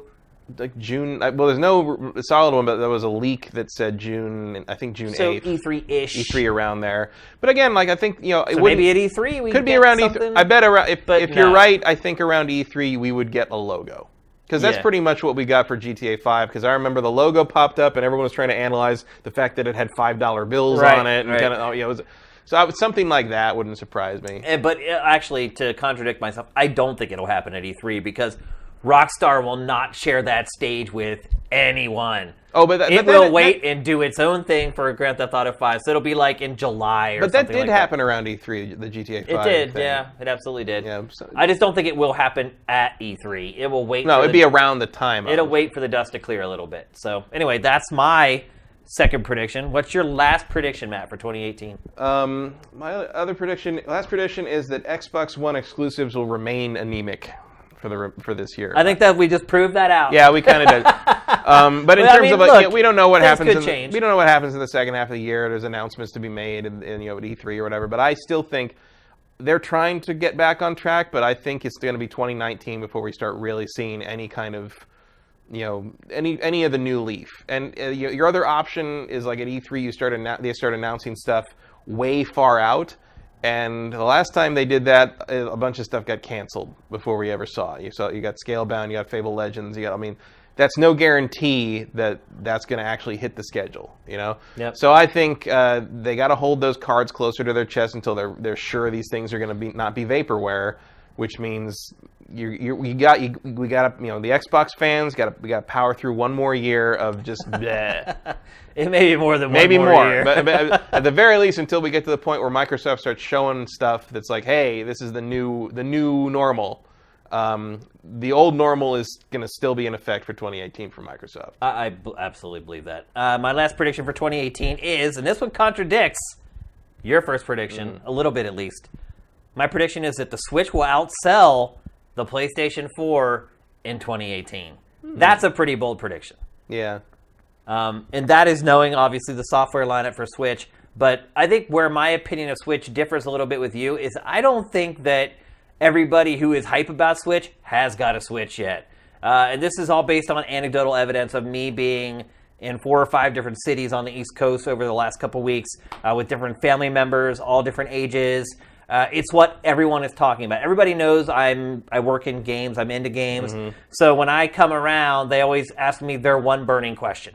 And the 2 questions I got from everybody was, hey, how's that new Star Wars game? And 2, what's up with Switch? And that was from all age ranges. Like all my buddies who are in fantasy football leagues with me on the East Coast, they've been text messaging me, calling me for like 2 weeks straight, saying, okay, well, where can I find a system? Can I get any? Like half of them managed to find a Switch, the other half haven't. They're still on the hunt looking for it. When they got it, they were calling me on Christmas Day saying, how do I set up like the online and all this kind of stuff? I haven't seen anything like this for a long time. And so, in my opinion, I don't think the hype and the kind of that huge like I don't know, critical mass moment for Switch is over yet. And so I think there's a lot of people out there who still want it. I also think there's a lot of people who, we look at the software lineup this year, it's not great, what we know right now, but there's a lot of people who still haven't got it, and they'll be happy to play Zelda and Mario still. So, and Mario Kart for that matter, which was actually the most popular game that my circle of friends bought with their Switch, which I was kind of surprised by, even though I told them to get Mario or Zelda. So I still think the wave is still cresting. I don't think it's really hit that yet. I think it's still building, and I think 2018 is going to keep building momentum. And I think even though maybe people aren't interested in a lot of games we talked about earlier in the show, I think they're just going to see that they're coming and be like, oh, and look, there's all these other games coming too. 2 Game of the Year candidates from last year. I think, and I also feel like PlayStation 4 at this point has kind of crescendoed. I think it still was the bestseller in November of last year. It was pretty close though. And I think the supply constraints are going to be not a problem at all this year for Switch. I think you'll be able to find them in stores readily. I think it'll be close, but I do think that ultimately the Switch will move more hardware worldwide in 2018. See, I think when people ask me, because a lot of people ask the same question, not as much interest about Battlefront 2, though. No? That's what a lot of people ask me Everybody about. asked me, and my answer was always the same, and it's going to remain the same for the next year. How do you feel about Mario and Zelda? Yeah. Because there's nothing else. No, you're right. You're absolutely right. I mean, with the exception of Pokemon, and it's like, and Smash Brothers is not that. Smash Brothers is Smash Brothers for the fans. Smash Brothers for the people that the early adopters who bought the Switch want that Smash Brothers on that new system that carry around with them, etc. Smash, just like the diehards were saying, "Oh, Splatoon 2 is going to move Switches." No, it's not. Yeah, I knew that was not the case. But Smash Brothers, same. Smash Brothers is a nice to have, and it's going to help. If you're like, oh, I'd like to play Smash Brothers, but like, I think if you're a diehard Smash Brothers player, you bought a Wii U. You had a Wii U, absolutely. Yeah. And with the exception of that possible Pokemon game, I just don't see anything left to build that wave. Like, and I think you are going to still see people in the that's why I said slow down, not crash. I think you're going to still see people buying it and interested in catching. There's always going to be the people that are a little 6 months behind. But in terms of like energizing new groups of people to want it that didn't want it before, like I don't see what's going to do that unless that Pokemon game revolutionizes things real fast. I think it's just the hardware. People are just excited about the hardware, the ability to dock it, play it on your TV. I know it's crazy. Like I never dreamed people would get so excited about it. But I've seen phenomenons like this before, like with the DS. And like the first 3DS, like you can tell when you go out places and you see people using this stuff in public. And see, I've never seen that. Really? I haven't seen anyone using a Switch in public. I have, like over and over. I saw it over. Now I haven't been on a plane recently. Yeah, and that's what spurred me on to believe this, is seeing that this thing is becoming a thing. And having just people who only buy a couple video games a year asking me about it like over and over again. I just think that I'm starting to see all the signs of something that has legs beyond sort of its launch period. So we'll see. See, I think you're still looking at the launch period legs there. So, because again, it has been almost the conversation is not going to change beyond Mario and Zelda. Like, there's nothing to supersede those games coming in the next year. You're absolutely right, but I think that's enough for new buyers to still want to buy it. Maybe. I think a lot of those people have already bought it, so we'll see what's left. We'll see we'll see what the lag time is beyond like kind of the more plugged in demographic and the people that like actually make these things hits. It's only sold 5 million in the U.S. so far. Yeah, that's a small number. There's still a lot of gamers left out there to buy a Switch. Yeah, or it's not as interesting to people as we think it is. Or actually, it is as interesting to people as we initially thought it was going to be. Well, yeah. Because I think we were both surprised at how popular it was last year. So that's it. Those are our predictions for 2018. We'll be back next year, hopefully, to confirm that we are right about every single one of them. We'll see. Pretty sure I'm still right about that Star Citizen thing. Yeah. Let's move on. We're going to talk next about our video game resolutions. These are things in gaming that we want to change for the new year. Maybe kick some bad habits away and pick up some better new ones. Or maybe just changes that we want to make or different things that we want to play that we aren't normally playing. Matt, what is your first gaming resolution for 2018? My first gaming resolution, which is interesting because like I hadn't thought of anything like this before you texted and say, "Give me." I'm like, "My what?" I would like to resolve to finish the JRPGs I start. That's a tough order, though, man. It is. They're all so freaking long. But I tried to recall the last one I finished, and beyond Persona 5. That's a big one, though. I can't remember the last one I finished. I really can't. I don't blame you. It might be Xenoblade 1. Yeah. It might be Xenoblade Chronicles 1. I believe might you. Be, and that it's was hard to finish that was what these 5 games, years man, ago. Because a lot of times they're so repetitive, and yeah, I don't blame you one bit. And Even why the do you ones want to that- resolve to start finishing them, though? Do you feel like an empty part in your soul? Because No, I you just haven't- feel like some of these things I just move on to other things and never finish them, and also like maybe to make me more careful about which ones I start. Yeah. But like I really like Trails in the Sky. The first one of those, I never finished it because it's so damn big. Yeah. So damn It's long. intimidating. And I just never go back to it because I know I'm going to go back and be like, wait, what? How does that work? I don't know. I got to stick. And what's in my head on this mainly is Ni no Kuni 2. Yeah. Where I'm like, man, Basically, you're saying I need to finish that. I need to game make sure I get through that game. Gotcha. So Okay. and then just sort of be a little more attentive to what I'm starting and just sort of leaving on the table in terms of the JRPGs, because I know I'm not going to finish Xenoblade Chronicles 2. Yeah. I already know. You already know. I haven't booted that game up in 2 weeks. So I admire you. I would never commit to that resolution. well, that's a tough one to the nice fulfill. thing about resolutions is if you fail to meet them, the only person you can disappoint is yourself, and I don't really care. So it's your idea. Touche. All right, my first resolution for 2018, gaming resolution, is to use VR to get back into shape. So I came up with this resolution looking at our predictions from last year, seeing what I looked like exactly 12 months ago to see what I look like now. I was like, holy cow. I don't even know how it happened. Like, I haven't changed my eating habits. Maybe I exercise a little less. Maybe it's more time sitting up. Stress. That may be it, Stress hormones actually. can make you retain weight. That may be it. I mean, I went through a lot of stress the last year, and maybe that was part of it. But I have resolved to make sure that when this show rolls around next year, I look like I did at least more closely to than how I did last year than how I look right now. I was shocked to see, because it's like, when you see yourself in the mirror every day, you don't notice like the small change, and then just to see like literally 1 year ago what I looked like to what I look like now, I was like, oh my gosh, what's happened to me? So I know there's no way I'm going to go to a gym every day. So I'm not delusional enough to be this person who's like, I'm going to go out and buy a gym membership, and I'll be the guy who buys the membership and then just never goes a week and a half later. We have a treadmill at our place. I started using that for a while. That is so freaking boring. I think VR is something that I can stick to. I just purchased Spark, which is kind of like that tennis, like racquetball game. It gets you up and gets you moving. So I'm hoping that that's something that I'll stick with. And maybe I'll even do like reports or whatever here and there. Maybe create like recurring segments where I give an update on how I'm doing and that type of thing. But I'm at the point where I need to get like into healthy habits. I need to make sure I'm healthy overall, and I'm not on this like yo-yo of lose weight, gain weight, whatever. So that's one of my big resolutions. I know it's generic. Everyone's like, get in better shape for the new year. But I'm committed to this one, and we'll see how it goes, and I'll try to report to you guys whenever I get I've some seen results. articles about like, buying particular VR games to create a regimen for various things. There's a PR person that used to work at Telltale, Job. He has used VR to lose weight, and he lost like 60 pounds in like 8 months or something, which is pretty amazing. I don't need to lose that much. I just need to cut like 20 or whatever, but it gets a lot more challenging the older you get to cut weight. It used to be I could literally work out for a month and it would just fall off.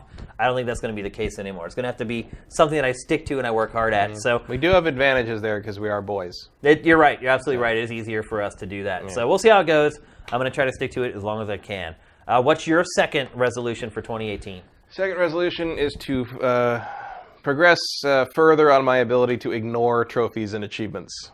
Because so this is something you've already been working at. I'm getting there. I mean, I've there was a time, especially in the 360 era, where achievement hunting was a big deal. My friends and I online, we had a group, and we do all the multiplayer stuff, get 1,000 out of 1,000 on things was a big deal. One of my friends from that group still, I mean, he has like 140,000 something Microsoft, like, Xbox reward points or whatever, and they're all 1,000 of it. I mean, I think he has maybe 2 or 3 games that are not 100% completed, and those are because the achievements became ungettable, like they became online achievements that were broken or something. I just talked with Colin Moriarty about this yesterday. Oh, yeah? He is a huge trophy and achievements guy. And like, I love so much so that he makes like sacrifices in his life to get trophies and achievements.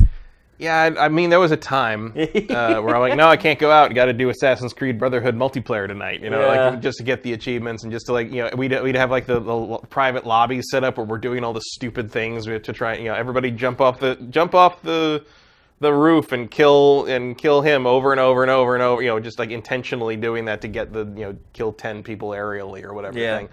And it's mind numbing, And that changed a lot for me this generation because it became a lot harder to see each other's trophies and achieve. It used to be like a one click almost. Be like, let's compare things. Like, I used to go through and see who's got this and who's got that. And like, it's just so buried now that like no one even. I mean, when was the last time you looked at anybody's trophies or achievements? I never really do. Anyway, I wouldn't even know where to look on Xbox One, where to find them. And so, I still use kind of the trophies as sort of a roadmap to like do little stupid tricks and like kind of realize like where this is and how far I am through the game or whatever. But I'm really trying. I would really like to kind of fully have that off my back and like not worry about that and just play the damn game. I don't care about trophies or achievements at all. Like I got over it very quickly because in last generation I was playing everything on debugs. Right. And so I was literally just flushing trophies down the toilet. And once I got over that whole mental thing of like, well, they don't matter to me because I can't really collect them. I'm not playing these games again just to get the trophies or achievements. That kind of got me over the hump, and I haven't really cared about them since. And the other part, too, is that I have to hide trophies because I'm playing games early, and a lot of times when you get code early, they're like, you need to hide your trophies because we don't want people to see them. So I just leave them hidden, so it just doesn't even matter to me. I've broken free. Let's see. My last gaming resolution for 2018 is I want to upgrade my PC to play more PC games. So my card is pretty good. I have a GTX 1080. I need better RAM. I need a better processor. I have like an i5, like basically bottom of the barrel i5. So sounds like you should probably go AMD. Yeah, exactly. Yeah, you don't want another Intel apparently. Yeah. After what's happened the last couple of days. The other thing I've noticed is working on Sifted, you realize pretty much every game is released on PC first. At least like all the indie stuff is always released on PC first. Right. And I just feel like I need to dedicate more time to playing PC games. And if I had a better rig, I think I would do that more. I just got a great mouse. The first time in my life, I got a gaming mouse. Like a badass, like can weight the bottom of it and has like you can program every button. Like it's awesome. I love my new mouse. I have one right here, but I've had a gaming keyboard at home for a really long time. Oh, look, here we go. Important updates are pending from Microsoft. Oh, that's been there for hours. Oh, I didn't even realize it. So yeah, I feel like I need to dedicate more time to. And plus, I just should be doing more PC gaming anyway. And I would like to play more third-party games on PC, obviously with better performance and all that kind of stuff. So I just want to get into that more. So that's one of the things I want to change. Except when it's not. Except when it's not. So that's something I want to change. And I wouldn't mind getting good with the mouse and keyboard and shooters again. I've kind of fallen out of my skills. Used to be really good with that, and they're I don't even do that. Even though I play on PC, you use a controller. I use a controller for like single-player stuff on PC. Yeah. Wow. Because I don't find the mouse and keyboard to be all that fun. Only for first-person shooting. I wouldn't use it for any third-person games. Yeah, well, I use it for like Wolfenstein 2. I played on PC with a controller. Did you? Wow. Yeah. I'm surprised. I did not play like Titanfall 2 multiplayer with a controller because you're just going to get killed. You would, yeah. But I did play Titanfall 2's campaign with a controller. Wow, interesting. So I would rather play with a controller most of the time. All right. So that's it for our resolutions for 2018. We'll see you next year, and we'll see if we actually manage to uphold those. We didn't do resolutions last year. I would have checked up and seen if we actually hit any of our targets.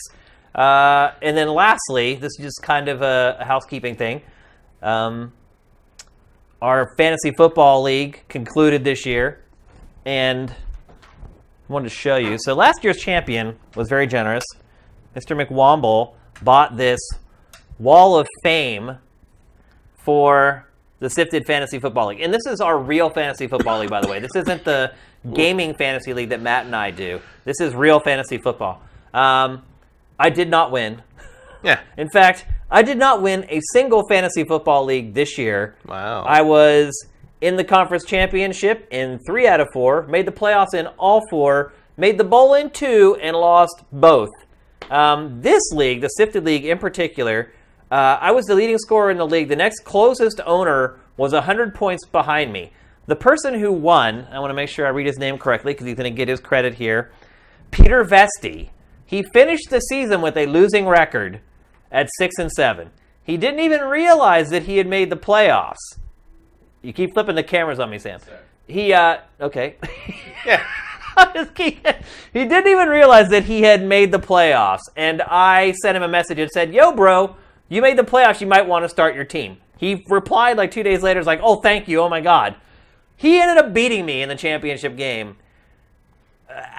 So what happened was I lost 2 of my players, my starters, the week before the championship. Antonio Brown, who's pretty much the best player in all of fantasy football, and a Pittsburgh Steeler, so it was double bad, and Rex Burkhead, my running back. I lost both those guys before the championship game, had no one to take his place because it's a 12-team league, and he beat me. And so someone who was 6-7, barely made the playoffs, won Sifted's Fantasy Football League this year. So congratulations to you, Peter Vesti. We have this plaque, which we'll be adding your name to, and there's a trophy that McWomble has, and he's going to have to send that to you, and you'll be able to keep that trophy for the next year until another champion is crowned. So another great year of Sifted Fantasy Football. I want to thank Do you also have to put McWomble's name on there? McWomble still needs to be etched in there as well. So I just want to thank all you guys for playing. We did have a 12-team league this year. Last year we had 10. I hope you guys had a lot of fun. I know some of you guys, it was your first year, and it can be frustrating, but stick with it.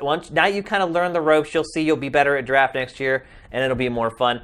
I personally, after this fantasy football season, almost completely quit it. I have the worst luck. I've had the worst luck in fantasy football for 2 years in a row. It's a diabolical hobby, so be careful.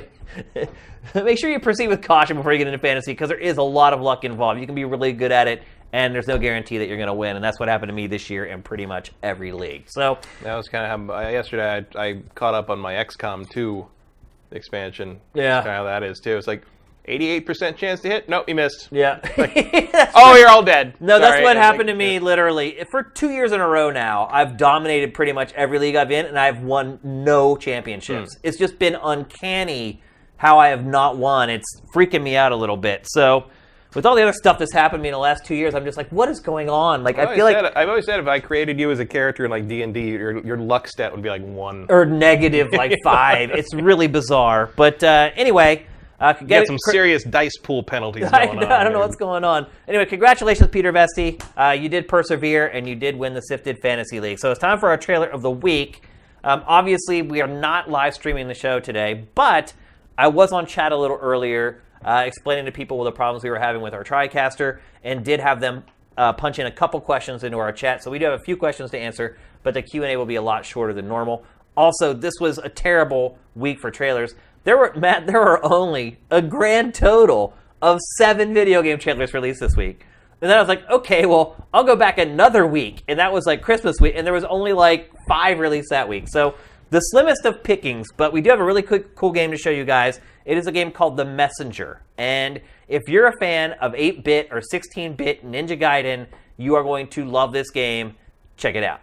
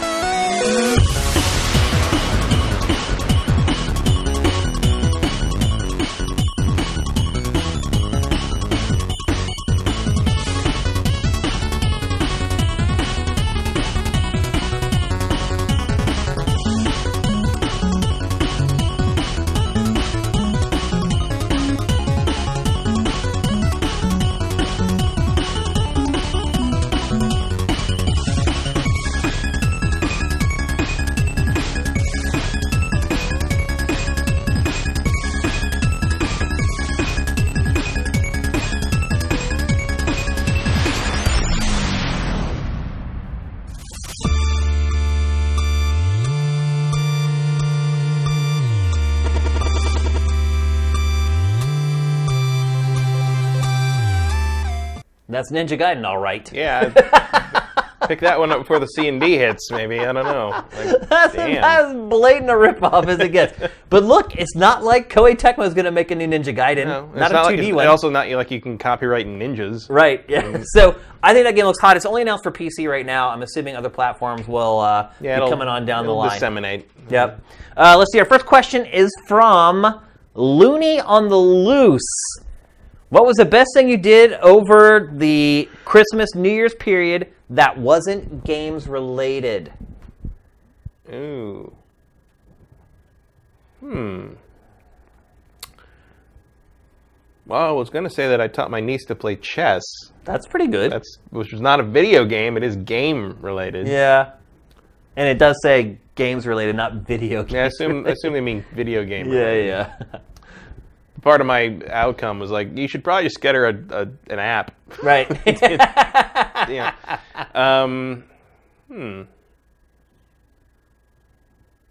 I made some pretty good cinnamon rolls. That's awesome. It was kind of a low key holiday, really. Yeah. Is that your answer? I'll go. Yeah, some pretty good cinnamon rolls. All right.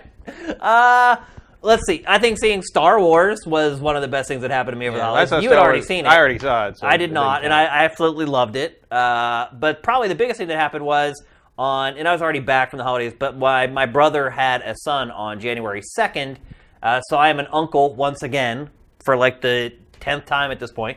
But he was supposed to have his baby at the end of January, and it came early on January 2nd. So that's a big deal. Not only that, it was a son, which means that the Satterfield name will move on, which is a really big deal for our family. So I guess that would probably be the biggest thing that happened to me, other than just seeing old friends and seeing family and my mom and all those people that I don't get to see. I literally see like once a year. So getting to see my relatives and my mom and my mother-in-law, my father-in-law, my sister-in-law, all that stuff was probably the best part for me. So I don't get enough time with those folks. So let's see, what else we got here?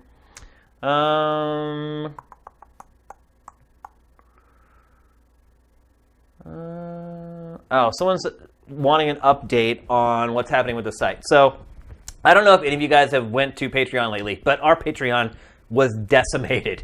Literally, right before the turnover on January 1st, people decided to take away Christmas gifts. And you want to talk about nosedive? Yeah, seriously, our Patreon just got hammered. Like you would think people would be like, "Oh, it's Christmas! Like, here you go." Nope, people were the exact opposite. They were the Grinch apparently. A lot of people just bailed on our Patreon like right before the turnover on January 1st. I don't know what to say at this point. I mean, we did our Patreon drive. It did like nothing. That 12-hour drive, it literally did nothing. We were giving away free stuff where people could have just pledged $1 to get free stuff, and people wouldn't pledge $1 to get the free stuff, let alone to support us. So the truth of the matter is like we need a huge boost in our Patreon. That's all there is to it. We're like, at this point, I think it's at like 49 or 4,800 or something like that. I don't even remember. It got so bad, I just got depressed and stopped looking at it. Like I said, I'm on Colin Moriarty's podcast. This should be going up soon. His Patreon's at like, it's just insane. It's like mind-boggling. He makes like $50,000 a month to do 2 podcasts. It just blows my mind. I'm like killing myself, like creating all these shows. He has like no rewards really for his patrons, and he makes $50,000 a month. I don't know what I got to do. Maybe there's nothing I can do at this point. Maybe this is the universe's way of saying, yo, bro, like, you got to do something else, because I'm killing myself. I'd be very disappointed if the universe said, yo, bro. I think everybody would. But I don't know. I don't know what to do. It's like I look at all these other Patreons. People are putting out like 1 show a month, or like our output like dwarfs most Patreons, and it just doesn't matter. So I don't know. We're pretty much at rock bottom. If it loses any more, like, things are not going to end well. So, I mean, honestly, like, a lot of sifters have left because we didn't lose. The crazy part is we haven't lost that many people. Like, the number of patrons is still kind of the same, but a lot of the people who went from Sifted over to Patreon were pledging a lot of money. And when, like, 10 of those people go, the total goes just through the toilet. And that's really what's happened. So... What are the odds on a new sponsor coming up? I don't know. I don't even know how to get sponsors. I don't have time to like call people and be like, hey, you want to spot? I'm on a squirrel wheel. It's like I work so hard and it just doesn't seem to matter is what it really is coming down to. And I don't know, guys. I feel like we've tried everything. You guys have tried everything. You guys have been very supportive. And look, I'm not trying to guilt anybody who came from Sifted and left our Patreon. You guys have done more than enough already. But the fact of the matter is, like, we're way below the goal now. It has actually gone down like $800 or $900 a month in the last month. And we put out more content in the last month or two than Sifted ever has. And it's not good enough. And we're putting up stuff on YouTube, and we're everything on YouTube. They complain, it needs to be broken up. Then I break it up, and they complain about that. I just feel like I just cannot win, no matter what I do. So I don't know what to tell you guys. We're obviously here for another month. We'll see how the Patreon goes. If things continue to go on a downward trend, I'm probably going to have to reevaluate and see where we go from there. But yeah, so there's your update. I came back from the holidays and saw our Patreon and almost cried. So I don't know what else to say about it, but if it doesn't go up, things are probably not going to last. So that's just being honest. What else? Here's one from Tomb Raiders 11 in the last one. What surprise game announcement would you like to happen in 2018? Surprise game announcement? Yeah. I would be pretty surprised if Microsoft suddenly announced a new Fable. No. Is that something you'd want to see? Yeah. I like Fable. Okay. Like flaws and all, I've always liked the Fable games. Okay. My surprise game announcement would be Ninja Gaiden. Seeing the 8-bit, 16-bit version, seeing Neo. I talked about Neo with Colin Moriarty yesterday for quite a while on his podcast. I still think maybe Neo should have just been a Ninja Gaiden game, because I feel like the franchise needs to evolve, and that would have been an evolution that would make sense and probably wouldn't have completely angered fans of Ninja Gaiden. But that would be for me. Like, I want to see, after playing Neo and seeing how high quality it was, what Team Ninja now does with Ninja Gaiden. So that's what I want to see next. I want to see an announcement of the new Ninja Gaiden. So I think that's it, man. I think we got our housekeeping done. Again, want to apologize about the stream. We'll try to get it fixed for next week. It may be that we have to start streaming on YouTube. Yeah, just yell at the TriCaster people. I'll try. I've been yelling at them. I fought with them all day yesterday. But maybe moving to YouTube wouldn't be such a bad thing, because is Twitch really working for us? True. We have a much bigger following on YouTube. I feel like we've just been ignoring them. The one thing I would say, though, to folks who maybe are freaking out over what I just said about our Patreon, is one thing that's been really nice is the revenue stream that we're getting from Twitch for Twitch Prime. It has basically been consistently that we're getting an extra $200 a month just from Twitch Prime. Just from you guys connecting your Amazon Prime account with your Twitch account and then just subscribing to our channel. It costs you nothing. And we end up getting like $2 per person or whatever. And it's been a nice little extra revenue stream for us. So thank you very much for doing that. Excuse me. Keep doing that going forward. But if we move to YouTube, maybe that goes away. So maybe Twitch is working for us in some ways. I don't even know at this point. But